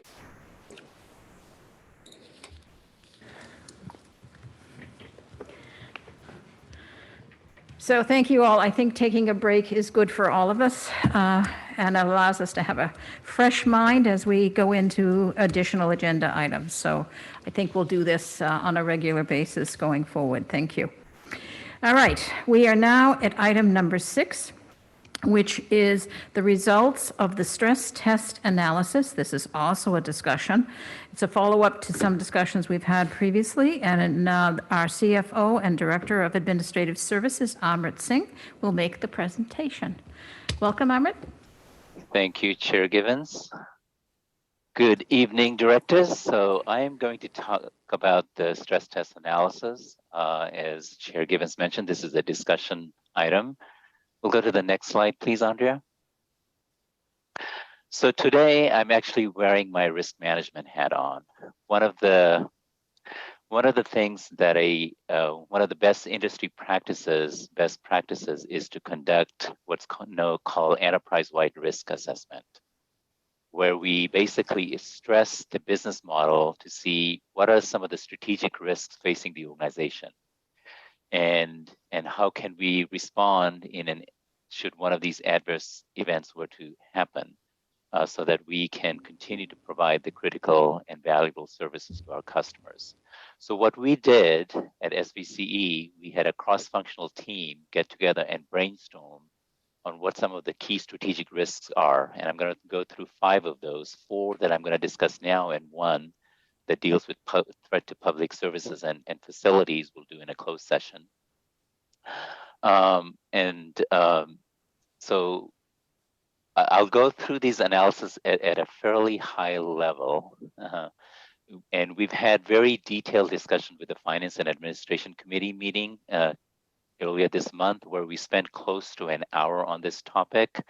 And we also spent significant time with the Executive Committee. So today I'll provide the high level, but I'm always open to meeting anyone one-on-one and go through the findings in more detail. So in terms of the presentation, I'll go through how we came up with the scenarios we selected, what we expected when we constructed the scenario versus the results we found, and the things that we're recommending to mitigate the risk. And I'll just give you a preview. Basically, the best defense for all of these adverse scenarios is to hold adequate reserves. So what we will do is what you will see in the budget proposal that will come before you as a preview in August will be an ask to basically hold higher level reserves so that we can adequately respond to these risk factors. And we will discuss our proposal with the Executive Committee in June. So that will go to the next slide. So a little bit about stress tests or enterprise-wide risk scenarios. These are extreme cases, but they're plausible. And in other words, they can happen. And they have happened in the past. And if they were to happen, they can affect our competitive position and our ability to carry out our mission. So the reason we do this is to ensure we have adequate reserves and organizational ability to respond to this. They can guide in our development of strategic plan that Grish just went over. As I mentioned, they will shape our budget and reserve targets. So I'm going to go through the first 4 right now, and the 5th scenario will join in the closed session. And these are not the only scenarios we could have come up with. There are other areas we can focus on. These are the ones we chose to prioritize at this point in time. In the future, when we do stress tests, we can pick other areas, and some of those are listed in the appendix to this presentation. So one of the first scenarios that we did, and this is very similar to the scenario we presented late last year or conducted late last year, and we shared it around February time with the board. This is what happens if energy prices were to drop significantly. And what that means, as you know, is if prices drop, PG&E, the PCIA that PG&E charges our customers goes up and their rate comes down, and that can reduce our revenue. So we'll look at the impact of that. The second scenario has to do with what if we run out of cash? Not just expected costs, but what if we have a price collapse that triggers credit downgrade? One of the credit provisions we have in our contracts is our ability to ask counterparties to post collateral should our exposure to them exceed certain pre-established thresholds. And likewise, they have the ability to do that for us, with us. And the contracts become in the money for them, or their exposure to us increases when prices come down, and we're still obligated to pay at a higher price. So they can trigger these collateral calls, which can be a huge draw on cash reserves. So we wanted to look at what if we run out of cash because of those conditions. And the third item here, increase in POLAR requirements, called the Financial Security Reserve Requirement. A little bit about POLAR. POLAR stands for Provider of Last Resort, which currently for us is PG&E. In other words, if CCAs were to fail, our customers would go back to PG&E, and what PG&E and the Commission has established a process where CCAs have to post financial security requirement to cover the cost of serving those customers before the utilities can recognize the revenues that are coming in to the CCA were to not be able to continue to provide services to the customers. Currently, the way the calculation works has resulted in very minimum posting requirements for us. So we post about $147,000. Currently, this requirement has gone up significantly for the Southern California utilities. And there are proposals pending before the CPUC. There's a proceeding going on at this PUC that can significantly increase this requirement for us. One of the proposals that's gaining traction collectively for Northern California utilities would require posting 1.4 billion, and our share under certain conditions could be like 70 million. The stress test we've modeled, what if we had to post $35 million? And the reason for 35 million is because on the stress condition, we're assuming prices come down, so our requirement would be lower. The third scenario is, this is something the board is familiar with, is the risk we face, is what if our PPAs were to default, renegotiate for higher prices, or delay the start date? We could be facing RPS non-compliance penalty, and obviously we would be facing replacement at higher market prices. The fourth scenario deals with, what if we were to lose load to direct access of distributed energy resources? And what we've modeled is, what if we, as a scenario, what if we lost 10% in 2025 and another 10% in 2027? And how would we, what would be the financial implications to us when we have contracted for the resources, and if prices were to come down, all of a sudden we get stranded resources that we have to sell in the open market at lower prices, raising costs for the remaining customers. That's that scenario. And the fifth one, as I mentioned, we'll talk in the closed session. Okay, so we'll go through at a high level the findings in the next slide.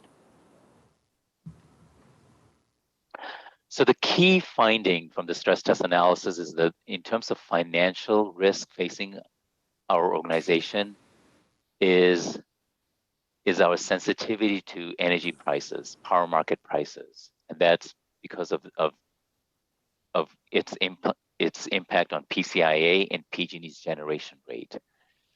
So stress scenario 1, price collapse, this scenario basically overwhelms all other stress factors. It's such a big driver of the risk we're facing. So what we found, and there's summary slides coming up too, what we expected is that we will have significant reduction in revenues and we will have large draw in reserves if we were to maintain our current pricing methodology, where we provide at least a 1% discount to our customers and be able to fund all our other operating costs. The results were same as expected. We found that if prices were to collapse, and when we say collapse, what we're saying is prices go to from current level where they are to the 1 percentile level. In other words, there's only 1% chance that it could be even lower than what we're modeling. You might think that's an extreme case. Yes, it is an extreme from where we are. But when I show you the chart coming up, you'll notice that the prices that we model in the stress test is very close to where prices were trading as recently as 12 months ago.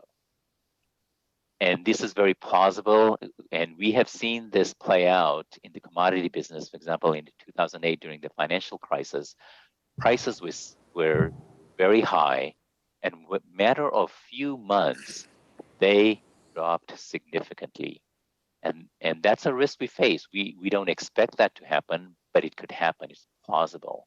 And it's wise for the organization to be prepared for such outcomes because it's a very plausible scenario. And again, we're talking about prices that can go to where they were as recently as 12 months ago. And what we found is if prices were to collapse beginning in 2023, the entire 5-year forward curve comes down. The biggest impact will be in 2024 when those prices will be reflected in higher PCIA and lower PG&E generation rate.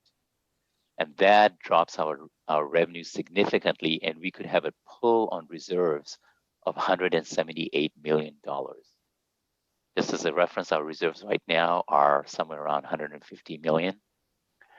We expect that to grow significantly with the way the market is shaping up on an expected basis.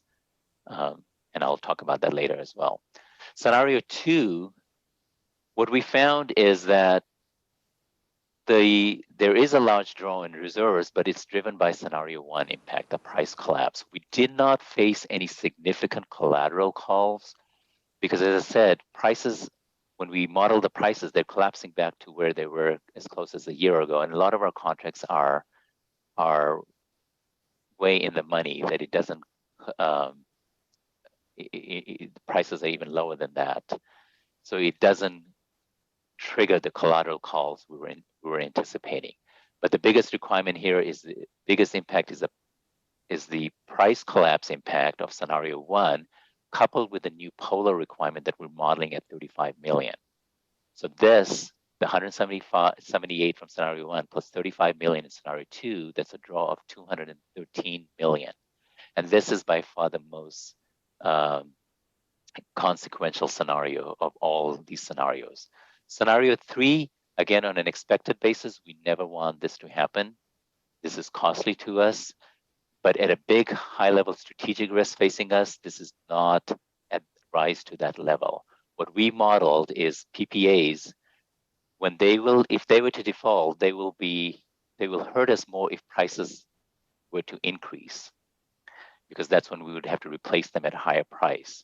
When prices increase, our revenues go up orders of magnitude. So it doesn't turn out to be as stressful. So instead of doing a price increase scenario, in the summary in the appendix table, we actually modeled price decrease, and the scenario is better than the other scenarios. But again, on an expected basis, it's costly, and we want to avoid this with all our ability and make sure all our counterparties honor their contractual obligations. Same goes with load loss. It's overwhelmed by the price drop scenario. So when we model load loss and prices come down, remember we were thinking prices come down, we left with stranded cost, we have to sell at a lower price and pass that negative mark to market to the rest of our customers. But that actually, what we found is actually with the price collapse scenario, this is actually scenario 4 is slightly better than scenario 1, because our operating margins become negative, and selling less of a commodity at a negative margin is helpful. So the big picture here, price collapse is a big risk we're facing, is something we need to be prepared for as an organization. So we'll go to the next slide, and I'll go through these slides quickly. So just as I mentioned, the prices where they're trading at right now, these are forward prices, in other words, for future delivery of power, what market is paying right now, what they're trading at. You can see the huge run up in the last 12 months or so. And when on the right side, I show the 1 percentile prices that we modeled in the stress case, and you can see those levels are comparable to where they were in the recent past. Okay. So while the scenario is unlikely, but very plausible is what this picture is painting. We'll go to the next slide. Now, on an expected basis, base case, if we were to take the current forward prices and model how our business would look 5 years from now, we are seeing very healthy SVCE margin on an expected basis. Okay, but that comes with a lot of caveats here. That's if the current forward prices are actually realized in the spot market, in the CAISO market, on come maturity of those terms. If that were to happen, the stress test is modeled at a calendar year level, not at a fiscal year level. And this was done in March timeframe, and actually prices have gone up significantly since that time. So if we were to update these numbers would improve, but the big picture is not going to change, the message that I'm telling you. What we're showing is that reserves could increase significantly, and we'll have continued strong growth over the next 5 years. But the big caveats here is, this is as we have modeled PCIA and PG&E's generation rate. Again, we don't have insights into these models. They're black boxes to us, as we've shared before. And we've modeled them as best using NewGen consultant, Cal-CCA consultants, and we found their model to be very good indicator. Of course, they cannot accurately predict. You have to have the insights into PG&E's portfolio of both PCIA and Generate, but directionally they give us good indication. PG&E's portfolio management strategy may change than those assumed in the model, and of course the CPUC has the ultimate say in what the rates are. So even if the model rates are higher and PG&E's costs are higher, the CPUC may moderate rate impacts. And the numbers that I've shown in the appendix and in the staff report, they're uncertain. And the further out in time you go, 5 years, their uncertainty increases. But the focus here is on the delta of the base case to the stress case. That is very relevant, not so much on the absolute level of these numbers. So again, just to reiterate, scenario 2 is the one that's going to hurt the most, where we get the huge draw on reserves from the price collapse, but potential substantial increase on our financial security reserve requirements. And if that were to happen, you can see that in starting years 2025, our days of cash on hand drop significantly below our minimum target of 120 days. Okay. So in the next slide, let's talk about mitigations. The best mitigation is to hold sufficient financial reserves. We have the opportunity So when we get a good year like we're getting this year, we have to remember if markets turn, that can go away in the future year. You cannot bank current year's margin. You have to have at least a 2-year horizon of looking at our financial portfolio. So what we will do, as I mentioned earlier, is we will propose reserve targets using the stress test analysis, which we will model for the fiscal year, based, our fiscal year months. And then once we will present that to the executive committee at the June 24th meeting, then we'll run it by the finance and admin committee before we share it with the board in August and solicit board's feedback. And then we'll take all that feedback and submit the final budget in September. But once we set the reserve target, that will then determine how much discretionary funding we have for additional customer discounts we want to provide, as well as any other funding we want to do for our decarbonization efforts.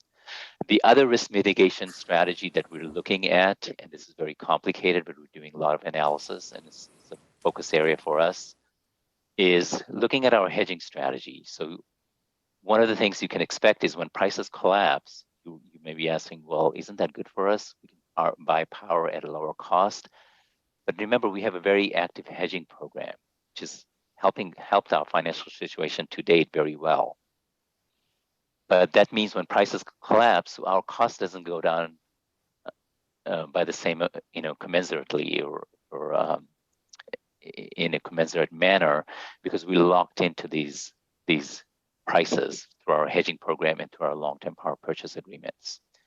One of the things we could look at is what if we were to change that hedging strategy, but there are a lot of implications for that, and we want to go through it in a very thoughtful, careful manner. The big challenge here is not knowing the PCIA and the PG&E gen rate. We know they have an impact on our business risk because of the risk they pose on the revenue side, which we can mitigate the power supply side, but what that direct relationship is very difficult to model without having detailed insights into PCIA and PG&E gen rates. And any changes will obviously increase the volatility in our power supply costs and budget. And the next slide, I'm just going to summarize the process I talked about. So at the June 24th meeting, again, we will pose what we think we should target for our reserve level. It is going to be at higher level because of the risk we're facing. Then we will present this to the Finance and Administration Committee before the August 10 meeting. I don't have an exact date because we're still nailing the date with the committee members. Then we'll discuss it at the August 10 board meeting, take the board's feedback, and hopefully when we come in September, we've reflected all the comments and that's reflected in the budget that will be approved by the board. And that's our normal process. Any questions? I know I went through that fairly quickly. And there's a lot of information in the appendix as well as the staff report. Thank you, Amrit. Very, very important discussion that we've been building on. And I know I didn't understand what stress tests were until there was the bank problem in 2008. So I now appreciate the value of what we're doing here. So thank you for all of that hard work. We will go to questions from the board here first. Vice Chair. Tyson. Yes, Tyson. Yes. Thank you, Chair. Thanks again for the presentation. I think every time I see it, I get a new level of understanding, which is a helpful thing. One thing that strikes me is that one of the things we hold dear is our 1% reduction over PG&E costs. And that's, you could tell that was important to us because this last year, the prices went up and we suffered a deficit. And so we did that to hold to that. But I would just say, Amrit, in terms of, I guess this isn't a question, maybe it's it's sort of, I'll turn it into a question. I'd be interested to know, in the event of price collapse, where suddenly everybody's seeing much lower costs, that we switch our philosophy, and what if we went to 1% above PG&E? Would that make much difference? That'd be my question. And then before you answer, if you are going to answer, I'll say my observation is I firmly support this idea of reserves. You know, when we build dams, we're not creating more water, are we? We're just getting more water when we have a lot so that we can use it when we don't. And that's what I feel is your strategy with reserves, and I think it makes a lot of sense. I will attempt to answer. Yes, we've modeled the 1% in the stress test scenarios, but the board always has the right. So this is where we want to, when we set the minimum target, we want to set what is the right, we'll do a target level that we should be targeting reserves at. But then the way we're thinking about is if the stress test were to occur, like scenario 2 were to occur, let's not dip below the minimum 120 days. So that gives us enough time to react to change in strategy, whether that be a rate strategy. Come back to have detailed discussions with the board, with the committees, say, should we go above? And some CCAs have gone above and still maintain high participation rates. Of course, we have very price sensitive customers because we have a large CNI customer base. We have to be careful with that. But that's one of the reasons we will make sure that we want to not dip below the 120 days. So we can we have time to frame the strategy. We have time to go to the banks and negotiate any line of credit we may want. So that would be factored in how we'll propose a reserve target. Great, thank you. Thank you, Vice Chair Tyson. No other questions from the board here. We'll go to our online panelists, and I have a raised hand from Director Elahi. And if there's anyone else, please be sure and raise your hand. Thank you, Amrit, for the presentation. I know it's a very complicated task to do risk assessments, and you guys have done an excellent job. I have a suggestion that as you do your assessment and analysis and what could go wrong and what could go right, maybe a solution should also be put in there if possible. That if this happens, this is what we're going to do. You know, a solution might be, okay, we're going to have staff cuts, or we're going to hire consultants, or we'll do something else. So I'd let you guys figure it out, since you are the real experts on this, as far as I can tell. But I would think another column outlining what would you might do, and some of it might have to be kept confidential at this time. You know, it doesn't necessarily have to be all disclosed. So use your discretion on that. But that would be my thought. I'll just add that there is some discussion of that in the appendices, where we go through each of the scenarios and we say what the additional mitigations could be. At the high level, the mitigation is to hold reserves, but we also talk about some of the other things we could do in some of these scenarios. Okay, that's great. Yeah, the reserves obviously is a easy one, but those reserves are going to go very, very fast if things go south. All right. Thank you, Director Elahi. I see no other raised hands from the board. With that, we will go to the public for public comment on this item. Do we have any comments, calls from the public? I see none from the audience here and none from online. Yes, Chair, I can confirm there are no raised hands. Good. All right. Thank you. We will now bring the discussion back to the board.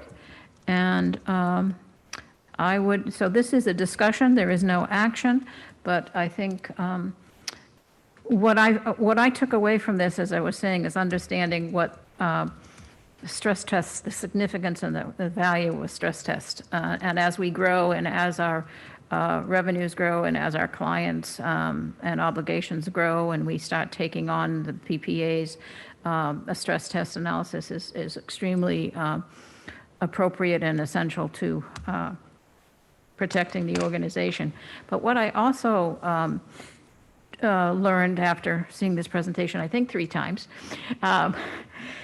is it is a new way of looking at the decision about reserves and our rates. But prior to this, I mean, it seems like we really were being somewhat subjective. We were really trying to say, well, we can put this much over here and we can put this much over here, and does this make sense for these rates? But now we have, I'm going to call it a 180-degree turn on having a real structure to understanding how we should set our reserves. And that was, I think, very interesting for me. I don't know what others thought. Is there any other comment from the board members here? Seeing none, any discussion, comments from our attendees from the board? Well, you've done an excellent job explaining a very complicated and significant issue, and I think we'll look forward to your presentations in August and September. And also, I do encourage those who have any individual questions to feel free to contact Amrit and or look at the appendices. There's a lot of information there and a detailed breakout of how the stress test was developed and the conclusions brought to this discussion. Chair, we do have a raised hand from Director Martinez-Beltran. Oh, okay, thank you. Director Martinez-Beltran, thank you. Thank you. I just wanted to quickly comment. I want to keep the meeting going, but Amrit and the team, thank you very much for bringing this to the board. I really appreciated hearing this in the executive committee.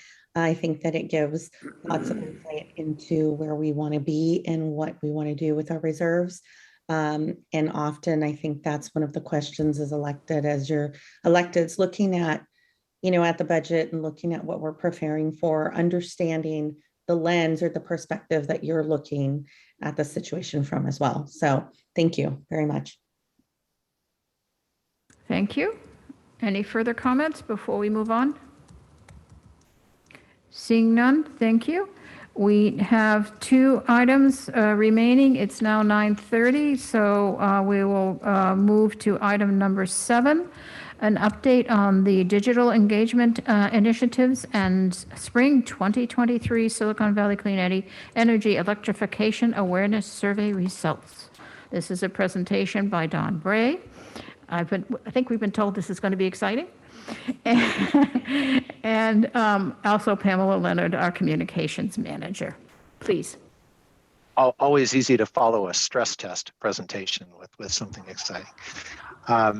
Thank you, Chair, and good evening, directors. A big challenge for SVCE as a small and still relatively new organization is how do we best engage with 270,000 customers across 13 communities. Of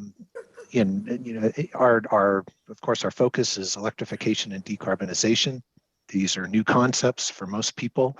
How do we explain what that is? How do we motivate and educate and enable action among our customers as it relates to electrification? Stepping back one level, how do we continue to grow awareness of who SVCE is? And our services, our resources, our programs, and the like. People tend to engage with organizations that they know and that they trust. So continuing to expand awareness of SVCE's profile in the community is just super important to our long-term mission. We've worked really hard over the last 18 months to significantly expand our digital outreach capabilities and our online resources in an effort to grow our profile in the community among our customers. Pam is going to take you through the details. She'll talk about our accomplishments and some of our lessons learned along the way. She'll also share the results of the recent survey that Chair Gibbons mentioned that I think you'll find interesting. And hopefully we'll have a few minutes left at the end for some questions. Pam, over to you. All right, thanks for kicking it off, Don. So as Don went over the purpose of this presentation, so I will skip over this slide and dive right in, as I know I have a limited time and I need to be controlled because my excitement for this subject is quite high. So as background, Girish had talked about the strategic plan earlier, and a couple years ago, we decided to shift a focus on this digital pivot because we can reach more customers more effectively at a low cost. We do have a significant number of customer email addresses on file, and so we wanted to really think about how we could leverage that. And the timing couldn't have been better. Silver lining with everything we've been through over the past few years. But we were already preparing to really focus on digital engagement efforts ahead of the pandemic. And so we're fortunate to have put a lot of new tools and resources, or we're in the process of launching these ahead of 2020. And that includes our eHub, which you're familiar with, our list of resources there for electrification, education, and awareness. We got an email marketing service, Gov Delivery, that allows us as a public agency to more effectively deliver communications to customers electronically. And then we did a lot of reworking of our website to shift our focus away from our basic offering of, hey, we're here, we're your community choice energy provider, to really trying to inspire and encourage customers to electrify. So that's sort of this is showing the basis of our approach to our electrification education, is we wanted to first inspire customers to want to care about electrification. What is this? Why should you care about clean energy? And the constant need to draw awareness to our new agency. We're up against 100+ years of history of a different utility that everyone is aware of and still receives bills for. So lots of work to be done there. And then we need to educate our customers so they understand the benefits and the importance of electrification. And then we want to give them the tools and resources that enable action. How can they actually make purchases, get rebates, utilize our programs? And this is sort of the funnel that we've structured our awareness and campaigns around. So some results. Very excited to just show. Key takeaway here is website usage was up 280% when we started implementing our email marketing campaigns. It was a lot of, we built something, we have to then drive traffic to get people to go there. So we did a lot of advertising out of home. There were some great, there was some discounts on out-of-home like bus shelter ads when people weren't commuting as much, but definitely still in high visibility areas as people go to the grocery store and what have you.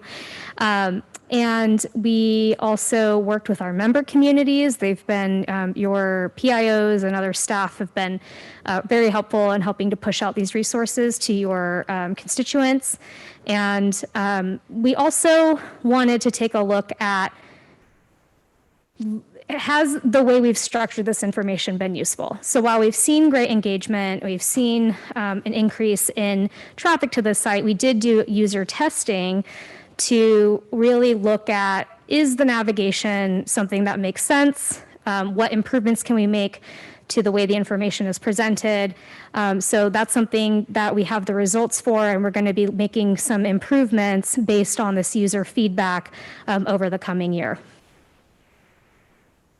We had a goal of reaching 20,000 unique users. Far exceeded that with 74,000 in our first year of launching eHub, because we had done some work trying to research benchmarks for other utilities. But what we found is no one else has put together a set of resources the way that we have, or they haven't packaged it in a way that we have, or they didn't have access to customers or the same challenges being a community choice aggregator. And so it's really hard to find a benchmark. So we just put a number out there, really exceeded it. So for this fiscal year, we gave ourselves a stretch goal. So we're really working hard to try to see if we can go to 200,000 users. So we'll working towards that. And not only are we just measuring that people have come and looked at the site, but are they really engaging with the content? And the best way to do that was measuring the average time on page. Industry standard is less than a minute that people will look at a web page. Can't really consume too much information in that amount of time. But with these numbers of 2 to 3 minutes, customers, that does show that they're really reading the content and engaging with the information we're providing. So email campaigns also far exceeded our goal for our first year. I think we were dipping our toe in the water a little bit, but went above and beyond. So we said we would send out 1 million outbound emails. We did over 2 million. This year, our goal was to do 2 million, and you can see we're almost at 4, or so we've really done a lot of emails. So this is, if we send out one mass residential email blast, that goes to about 180,000 customers. And these are educational, right? The way we frame the information is about providing resources to the community. We're not trying to sell things, right? We're trying to inspire, enable action, all those other things I talked about. And just for comparison, industry standards for open rates on email are usually around 22%. Our average open rate's 35. We've seen some of our campaigns deliver as high as 50 to 60% open rates. So if you think about that, for the 180,000 recipients, it's amazing what kind of reach we're getting with the click of a button. And then we're learning a lot too. So we found that emails need to be simple, not too much information, easy to understand. Video have performed really well. If we link to a video, people really do click on those and watch them. And we do A/B testing to understand what kind of subject lines get people to open emails. And we do offer a lot of the email campaigns that people can click and open and read the content in other languages, which then increases traffic to our translated sites. So with eHub, we have a lot of really cool tools and tricks and tactics we can deploy to engage with our customers. We've been running online promotions for energy efficient electric products. We started out with doing like a modest, let's just see how this goes with some LED light bulbs and smart power strips, and got to experience what that was like. But then when we did our portable induction cooktop, the first rebate, we far exceeded expectations. I know we beat whatever goal we had in mind. I think we're like, oh, if we sell like 50 of these, that'd be cool. But we sold over 200. By sell, it's rebates processed, which was a $50 rebate for folks who get a cooktop. Learned things like smart light bulbs were not interesting. So you can see that one didn't go so well. And then last summer, in light of summer readiness, PSPS events, wildfires, heat, we did a summer resilience promotion with air purifiers, portable electric batteries, and evaporative coolers. We're looking to bring back that kind of promotion this summer as well, because we know cooling is really something that folks need in this area as it gets warmer. And induction cooktops, we ran that promotion again this year, and we processed over 500 rebates, I believe. So it really is incredible to see the kind of interest and demand that our customers are having in trying out these technologies. So every time we run one of these promotions, it's promoted via email in a way that's about, check it out, here are the benefits.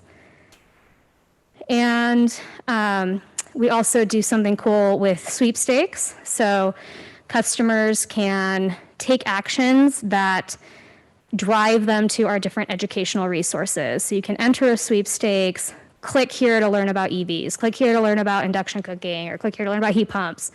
And every time they take one of those actions, or maybe it's sign up for our newsletter, they get additional entries. We do a random drawing. We had some awesome prizes in our Earth Day sweepstakes for this past April. And we had done this last summer as well, and saw that it was a really effective way to drive more engagement and users to our site.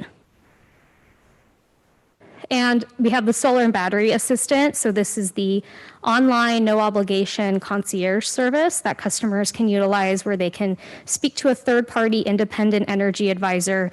This company, it's Electrum. They do the system sizing for people's homes and analyze their usage. So you're not necessarily having to customers don't have to speak to a single company and try to give that information to multiple installers and get multiple bids. They can just do that all in one place.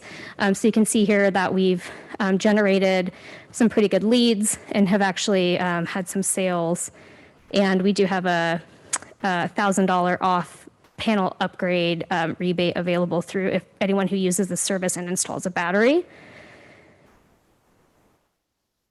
So moving on to the customer awareness survey. So we first launched a survey last fall, or fall 2020, actually, before we wanted to do a baseline awareness level setting ahead of all the big marketing that we were going to be doing, launching eHub. We hadn't done an awareness survey before, and then another component of this was also measuring electrification awareness and interest in adopting electric appliances. So we had shared those results when we did that, and then we did the follow-up survey more recently this spring. And it was done by phone. We got this many responses, and email, I should say, phone and email, multiple languages. And like last time, we are analyzing the results by the socioeconomic vulnerability index quartiles. So that is by census tracts, customers are grouped into these quartiles, with SEVI 1 being most well off, SEVI 4 being not as well off. And that's an interesting way for us to look at how we could potentially market or adjust our messaging and do marketing to different groups with customers that have different socioeconomic backgrounds. One thing we did not do in the 2020 survey is we didn't do an unaided recall of our awareness. The question was just, have you heard of Silicon Valley Clean Energy? And the results were 70%, and I was like, my job here is done. Thank you very much. But we really wanted to know the honest truth. And so what you can see is the unaided recall was just 10% of respondents. Like, who provides your electricity? As you can imagine, overwhelming response, PG&E. So that just goes to show we have a lot of work to do and need to continue to differentiate ourselves as an agency and increase customer awareness. But then once prompted, we did see a lift. So 73% of people did say, oh yes, I've heard of them. And we also saw, kind of from the other results of our own analytics, that there was a significant increase in folks who had visited our website. So that was good. Cost and health are the most important factors in making purchasing decisions. So this is where we get into really asking questions about electrification considerations that customers have. And this is going to be helpful for us to keep in mind as we draft messaging and create marketing campaigns for our expanded program offers. And that there's a difference in the SEVI quartiles for those who care more about cost. And so it's just really helpful for us to think about as we approach different customer segments.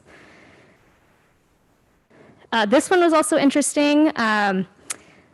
Concerns about fossil fuel use was lower than in 2020. We do have a hypothesis out there as to why that may be. The timing of the 2020 survey was right after orange skies and power outages and folks really feeling effects of climate change. And this year, there was just a lot of current events happening, as you all are aware of, over the last several months. And so they think that that has potentially affected the attitudes here. So just wanted to keep that in mind as we think about how we talk about the benefits of electrification, and maybe not necessarily leading with reducing fossil fuels, again, thinking about the other messaging about cost and health benefits. And finally, the survey is giving us some insight into customers' level of interest in various electric technologies and barriers to adoption. So we can see that there's some kind of top barriers identified for each. One thing to note with EVs, we do see a difference in SEVI quartile, for example, with access to charging. So where do you park your vehicle? Is it near an outlet? So those kinds of insights are just really helpful for us to check in on and think about how we can use that information to try to see how we address those barriers with our programs or how we discuss and market those programs. And that is my presentation. Okay. Fantastic, and yes, exciting. As the preliminary indications would be. Thank you so much. All right, do we have any questions of the presentation from members on the board here? Director Flygore? Thank you, Chair. And just to echo what Liz just said, Pamela, excellent presentation. We got excited as you are, hearing about the customer experience and how we can improve on it is so important. It goes back to the public comment that was mentioned earlier about really looking at the customer's perspective. So thank you so much for all this work. Just a couple of questions. One, with the website user data. I'm curious because part of this, or one of the primary purposes, is to educate. And I wonder if there are ways to measure the conversion. So we're educating, people are learning about the benefits of electrification and SVCE, but is there a way to measure that they're actually converting to the things they're learning, electrical appliances, switching to SVCE if they're not already a member, and things like that? Yeah, to address that, that is one of the big questions that we've had come up as we created the metrics we're using to evaluate these tools. It is really difficult to say if someone learns about electric vehicles from one of our email campaigns or uses our EV assistant to do some shopping and comparison. We can't really know if 2 years down the road when it's time for a new car, they go buy an EV, and if we were so our hope is, otherwise, if it's tools where there's a rebate that we know for sure we can track that rebate, or if some of our programs where there's rebates that may not be processed through the eHub tools, like the heat pump water heater program, for example, I think there's ways that we could retroactively survey program participants and hear how they've learned about those programs. There are some questions in the survey that do say, do you use the where do you get information about the following? And we do, in that, can see, do they come to the SVCE website for information or not? Or do they use some other resources, word of mouth? And that's what our hope is, to measure that year over year as we do the survey annually, and try to then, once we have more data, see if there is an increase or a lift. So we're trying to figure out a way to find that out. Right. No, great. And then with the unique users, that huge increase, are we able to track which cities we have users? So for example, I don't know if you're able to get that data, the address, and to figure out, are these from Los Altos Hills, Cupertino, Sunnyvale? Do we know where these users are located? I want to say yes, and my team will have to correct me if I'm wrong, but I do believe that Google Analytics does show IP address location. So that is something that we can look into. I'd be curious. We had our first community engagement meeting 2 days ago on reach codes. And Tony from the SVCE staff was there as well with Los Altos employees. And it was interesting that I would say 50% of the questions had nothing to do with reach codes. And I wish I had piped up and said, please go to the eHub on the SVCE website, because I think it would have answered a lot of the questions they had. And the last question I have for you, Pamela, just has to do with the question about when you do the unaided recall question of who provides your energy, and they are not able to come up with SVCE. I wonder if, as part of the survey, people were associating SVCE as a subset of PG&E because it's one bill. So I actually wonder if people think SVCE is part of PG&E as opposed to its own separate entity. Did you hear any of that in the survey? So we included the full summary of findings as an attachment to this item, and that is a question we do ask. And so it's like, what is SVCE? It's a government agency. It's a part of PG&E. People don't associate us as part of PG&E for the most case. Right. Okay. Yes. They, I forget, I think they pretty much get it if they answered that question, that we're our own entity. But that is one of the questions we do ask. Great. Thank you. Thank you. Any other questions from the dais? Seeing none, are there any questions from the board members online? And I'm specifically looking at Director Martinez Beltran. I always miss your hand. Okay. Seeing none, I'll just offer that I think this is great information because this outreach, and we've always, from the very, very, very beginning, have wanted to know how to communicate with our customers, how to engage our customers, and to have this information being tracked over a period of time, setting our new goals, challenging ourselves to new ways of outreach, I think is really important to our business. And I think a willingness to learn this information and challenge ourselves is very, very helpful. So thank you, Pam, to you and your staff. And I would say that those of us, because I always say we're an elected board, we're elected officials, we understand what analytics are. We understand what, time spent on a page, getting people to even go, and how do you keep them there, makes a lot of sense to us.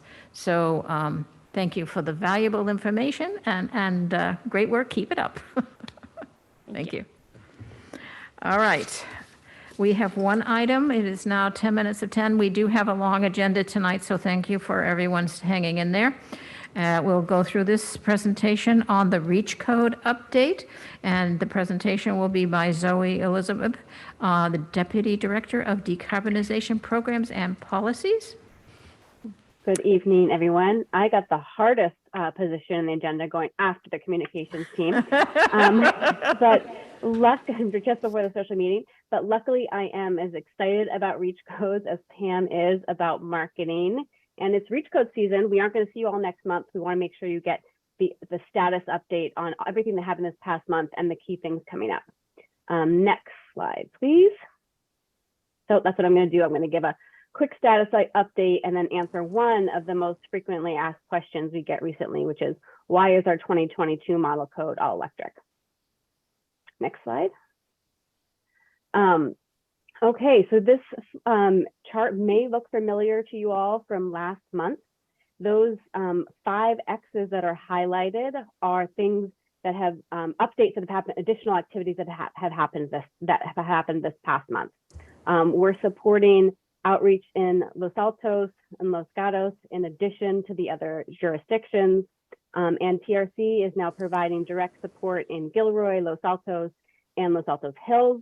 We're at Wednesday. I believe we had 3 public meetings already this week. Tony was at all 3 of those. It's the reason he's actually not here this evening. He was attending a public meeting in Los Altos. This summer and then next June and July, the key priorities to be thinking about are community engagement. If there are changes that you are making to your REACH code, if you're extending that REACH or thinking about reducing some exceptions or making any changes and you want to do that community outreach, now is really the time. And of course, we are here to help you. Holding those council information sessions. We have our second coming up in Gilroy on June 20th. And again, we and TRC are there to help and support with those and any additional meetings that come up. But community engagement, council information sessions are the order of the day for the rest of June and July. Next slide, please. And then the last tidbit that I will leave you with here are the 3 reasons that our 2022 model code is all electric. Those of you who were with us during the 2019 code cycle, you may remember that we started with what we call an electric preferred model code, which was a code that basically helped to tilt the scales towards all electric, but didn't require all electric. This year, we've learned a lot, and the code that we're starting with, the model code, of course, any jurisdiction can amend or tailor it to your specific needs, but where we're starting is at all electric. And the reasons for that is threefold. First, all electric is really required to meaningfully exceed the 2022 California code, which goes much further than the 2019 code did in promoting electric. 2, we've learned since 2019 that any gas appliance is really reliant on a leaky gas distribution system. So there is research that's been done that's actually demonstrated in many jurisdictions across the country that the leaks in the gas system can be twice that what we thought before. That just came out in 2020. So we understand that even small appliances like a stove or comfort appliances, they rely on that leaky distribution system that's also costly to, of course, maintain and build, particularly for small end uses. And then third, any gas appliances will soon become stranded assets, which we will then come before you to talk about building programs for, to invest in and create incentives for. If we're talking about installing new heat pump water heaters in several years, we're then going to need to installing gas water heaters or gas ranges. Well, that we would then have to go and remove those in the future and have extensive programs to do that. We want to make the best decisions now to help really future-proof your communities for the long term. And so this is why we've started this year with the 2022 code being all electric. I'm happy to answer any questions now, but I'm also happy to take any questions offline as needed. That's my presentation.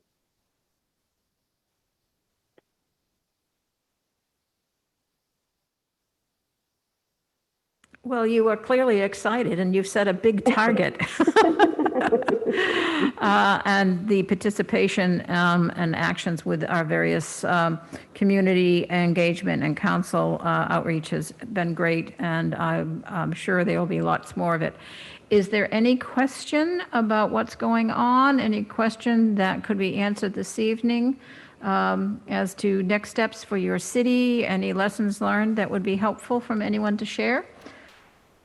I see nothing from the dais, and is there any comment, question from the members of the board online?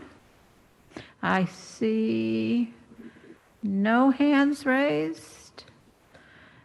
Okay, and if that's the case, we are going to go to the public, and there's no comment from the public here in the chambers. And I see no raised hands from any of our attendees. So with that, we will bring it back to the board for any final comments, as this is a discussion item. Seeing none, thank you very much, Zoe and your team of reaching out, and I'm looking forward to having you come to Campbell soon. We look forward to it as well. First priority, we're next on the list. And with that, we will now move to the opportunity for board members to make any announcements and direction on future agenda items. And Director Chua, I believe you have a request to introduce a video on advanced power strips, and I think staff is going to be helpful in providing that via Zoom. Oh, sure. I didn't know it was tonight. No, but it's ready anyway. Is it ready, Andrea? Yes, we'll get that pulled up. Oh, great. So I got, oh, we can start.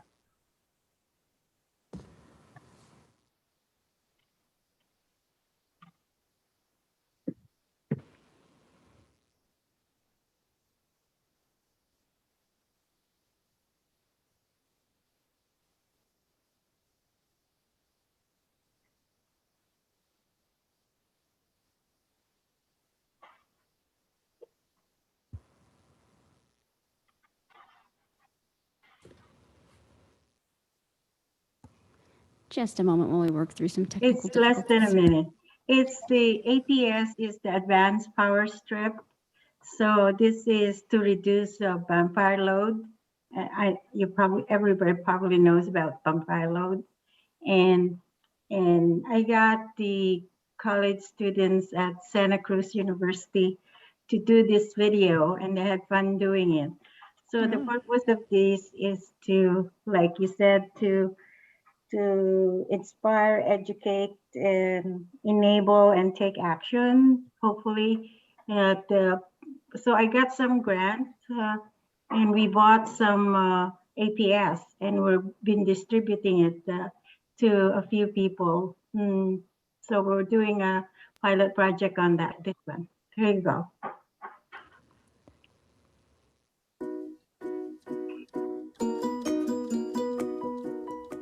Vampires are devices that use energy even when they're turned off. The power meter measures how much energy is being used when the device is off. As you can see here, the coffee maker is plugged in but turned off and it is using 0.8 watts.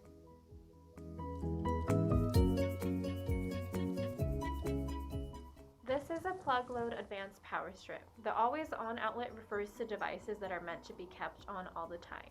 The control outlet refers to devices that we turn on and off after each use, like a TV. An energy saving outlet refers to devices that only needs to be on when the control devices is on, like speakers, as they waste energy. Here's a quick demo on how the strip works. So when the control device is turned on, the vampires also turn on. When the control device is turned off, the vampire is also turned off. Vampires are plugged in energy saving outlet to prevent wasted energy standby usage. Here are some examples of devices with high vampire load.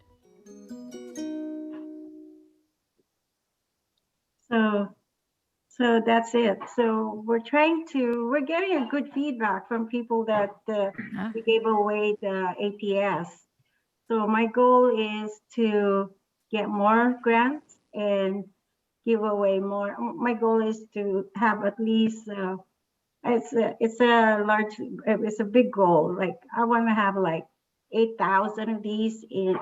We have 25,000 households in Milpitas, so I don't know if I can reach that. Maybe in 4 years I can. So anyway, so it's really exciting, and I hope you guys can do something in your cities. It's absolutely spectacular, aspirational, and copycat. I think we can all take advantage of that lesson learned. And are you going to share that video with us? May we ask Andrea to share it with us? Yes. So my goal first is to give it away to all the commissioners, since they are led on to the community. So I got another grant because it costs about $1,000. You get, how many? You get 80 of them. So it's $12.50 each one of those. Okay. So my goal really is 8,000. It's a big goal, but we have to start big. What can I say? Okay. Thank you. I hope you get something out of it, and please use the video. Thank you. It's wonderful. Thank you for sharing. If there are no comments, we will now go to the public comment session on the closed session. The public may provide comments regarding the closed session item just prior to the board beginning the closed session. Closed sessions are not open to the public. We will see if there are any comments from the public. I don't see any. And okay. And with that, may I remind everyone that we're going to close out of this Zoom meeting. You received a separate invite with a Zoom invitation to the closed session.